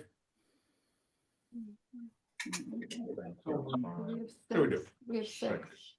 Yeah, you're fine. You Well, you would still have 6. You can do it with 4. Mhm. Yeah. So let's get this done before you're down to 3. So are we agreeing on a third? Yeah. Piece? Put up for public hearing? Yes. Kathy, you good with that? Motion around. I Alan? move, we move number 6 to the proposed public meeting. Okay, Did I say that reasonably? yeah. Second, Second. okay, Margaret, all in favor, aye? Aye. I'm saying no. Okay, so there's And one. policy. No? I'm saying no. So there's You don't one want to of talk those- about this? I don't think it needs to go to another one. I think we should just go right to town meeting. You just talked about this for over 20 minutes. And my point was And you that don't we think- should, we should go to town meeting with, as it stands today. I don't think his we point need was we're not gonna learn anything new. Well, it's not us, No, I'm just saying. it's that's not what I us to think learn we'll about go it, it's for the forward public to learn about it, really. That's the one. My point is, we're not gonna get, yeah. we're Okay, good. fine. We're good to keep going. Okay, so now that we're gonna do public hearings, Okay, can we come up with a date? Is this appropriate time to come up with a date for a public we could do hearing? that on a calendar, or yeah, it's fine. Do we do calendar review first? It could be under calendar review, but that doesn't really matter. I don't think, probably, I guess. So we need it in January? When does it need to? Public hearing date? Mark? It needs to be before, well, if you're gonna keep your regular meeting on the 9th, you want it either at that meeting or before it, so you can make your final decisions. And with 10 days, it puts us to the 24th. Of December? Is the earliest. that So we- do we want the 6th or the 7th or the 2nd, or I don't know about the holidays and all that. Well, anything after the 3rd of January should be fine. Okay. People should be heading home or 2nd or 3rd. I mean, can't you make it part of the regular? Well, you could, but then you wouldn't have any, if something else came up and you wanted to make I any got changes, you. that's Tara's point. Cause Oh, 7th. 6, 7, 8, 6, 7, 8, Monday, Tuesday, Wednesday. Yeah. Tara, what is your schedule like? I haven't been asked to extend my contract. Alright, Okay. I'm sorry. Can we add, to that point, is this inappropriate to ask that question? Can we extend her? Do we have money to extend? yes, you have money to. Yes, So is the board okay with asking Tara to extend her time a little? Fine with that. For just to follow up on the zoning amendments and site plan, or for a few months till you get somebody else on board? I personally would love to have you for a few months. I don't want to let go of you right now. If that's okay with you, Tara, and we can discuss that, is anyone, first, are we in Town agreement meeting with day. that? Group town meeting would be good. through town meeting day, It's fun. if she's willing. Yeah, so do we need to address her in writing or verbally? Is this appropriate time to talk about that, Tara? You could just vote to authorize John to sign an extension through, I mean, I'm not going anywhere till April physically. I'm taking a 3-week vacation in April, so through March is fine. All right. Will we be able to- So, yeah, I would like to extend Tara's time with us through March, Through town meeting. Through town meeting. through town meeting. If you want me to update the zoning ordinance with the changes you make it to be through March. Yes. Yeah, could we, yes, make it through March, because there will be some edits and cleanup after town meeting, so just say through. Through the end March. of Okay. All right, do we need to make Make a vote. A motion. a motion on that? I make a motion that we authorize John to extend Tara's contract through the end of March to support getting the zoning amendments and site plan regs changed and edited post. Okay, so I'll write it for only those tasks? Is that what you mean? We leave it open as just for extending their contract? Okay, As that's needed. even better. So Extend as needed. Can we, yeah, All right, I make a extend as motion needed. that we authorize John to extend Tara's contract as needed. It's worded to say as needed for all of the tasks already. so. I second that. okay. All in favor? Aye. Aye. Alan, okay, And I need a date. okay. Tara, do you want that in writing or is verbal okay right No, now? I'll just send a renewal. If you're looking at the week of your meeting, I have the 7th open for an evening. January 7, Tuesday? That's the only one I have open. Can we agree to go on the January 7th? There's a select board meeting on the 8th, so the 7th would be fine. All right, Sounds good. and this will be at 6:30 at night Fine. or 8 AM, Hmm. which She said evening. She said evening. Tara? Yeah. That's what we're doing. Yeah. That would be 6:30 at night, Tara? That works. We do a little earlier, John, for staff support, For like 6 PM? that would be better. Can everyone do 6 PM on January 7th? And is the location gonna be where you are now or where you had the other one? So here. It'll be here. Okay, so I'll write the notice. All right. I feel better. And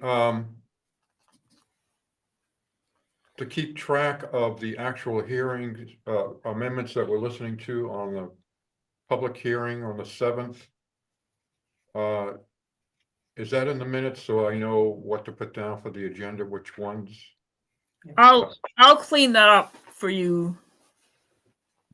All right, She's gonna do the hearing notice. thank you. Okay, got it. I'm gonna do the hearing notice with some language in it that clues people into the renumbering and what you've already decided on. All right, thank you, Tara. Okay. Do we want to do the site regulations or just move on to? I know, that's the only two they really have left. I guess now that you're gonna make me stay around for 3 more months of these morning meetings, there's not as much hurry on the site plan regs. Well, And are we gonna vote on the rezone? Why don't we just, we can't really, right? Are we, You voted to have another public hearing on it. so we can't, right, so that's, okay. So the only thing that's left is the site plan regs. Yes? Right. Okay. Let's go with the site plan regs. Mr. Chairman, you're missing 4 full members of the board. You want me to table this until, I think you should. Ability to. yeah, No offense to the temporary. No offense to Thanks, the Mike. alternates. but- I, you know, I appreciate. they are important seated people. Not that I disagree that we shouldn't postpone it, but You're also down to 6. that, I understand that too. I'm not saying whatever, I just don't want to So- minimize their importance. so to be clear, I'm gonna table the site plan regs to January 9 meeting. Yes. Do we need to say something to take it off the agenda, or can you just do it yourself? You've got the power of the pencils, go ahead. Yeah, I'm good. I know what to do. Committee reports, can we just, no? No. Well, we didn't meet, so there isn't All nothing, right, anything. and for- conservation, I'll be really quick. Their agenda is already out. They're meeting January 8th in the afternoon, and they're just gonna discuss the proposed, well, the easement. They don't quite understand that, so they want to talk about the easement. So if anybody wants to come in. Crown Corporation. Tyrell Corporation. Oh, There's about a 20-page thing of an easement. yeah, it's. So if anybody wants to come in and talk about or listen to the conservation, you're welcome. Yep. That's it for conservation. We got calendar review. We're all good with that because we got it. Anybody want to make a motion to adjourn? So moved. So seconded. Okay, all in favor? Bye. Aye. Thank you, everyone, for your patience. Thank you. Tara, thank you very much Thank you, for Tara. your Thank extension. you. Thank you, everyone. And Steve, Leave the meeting. are we off the air yet?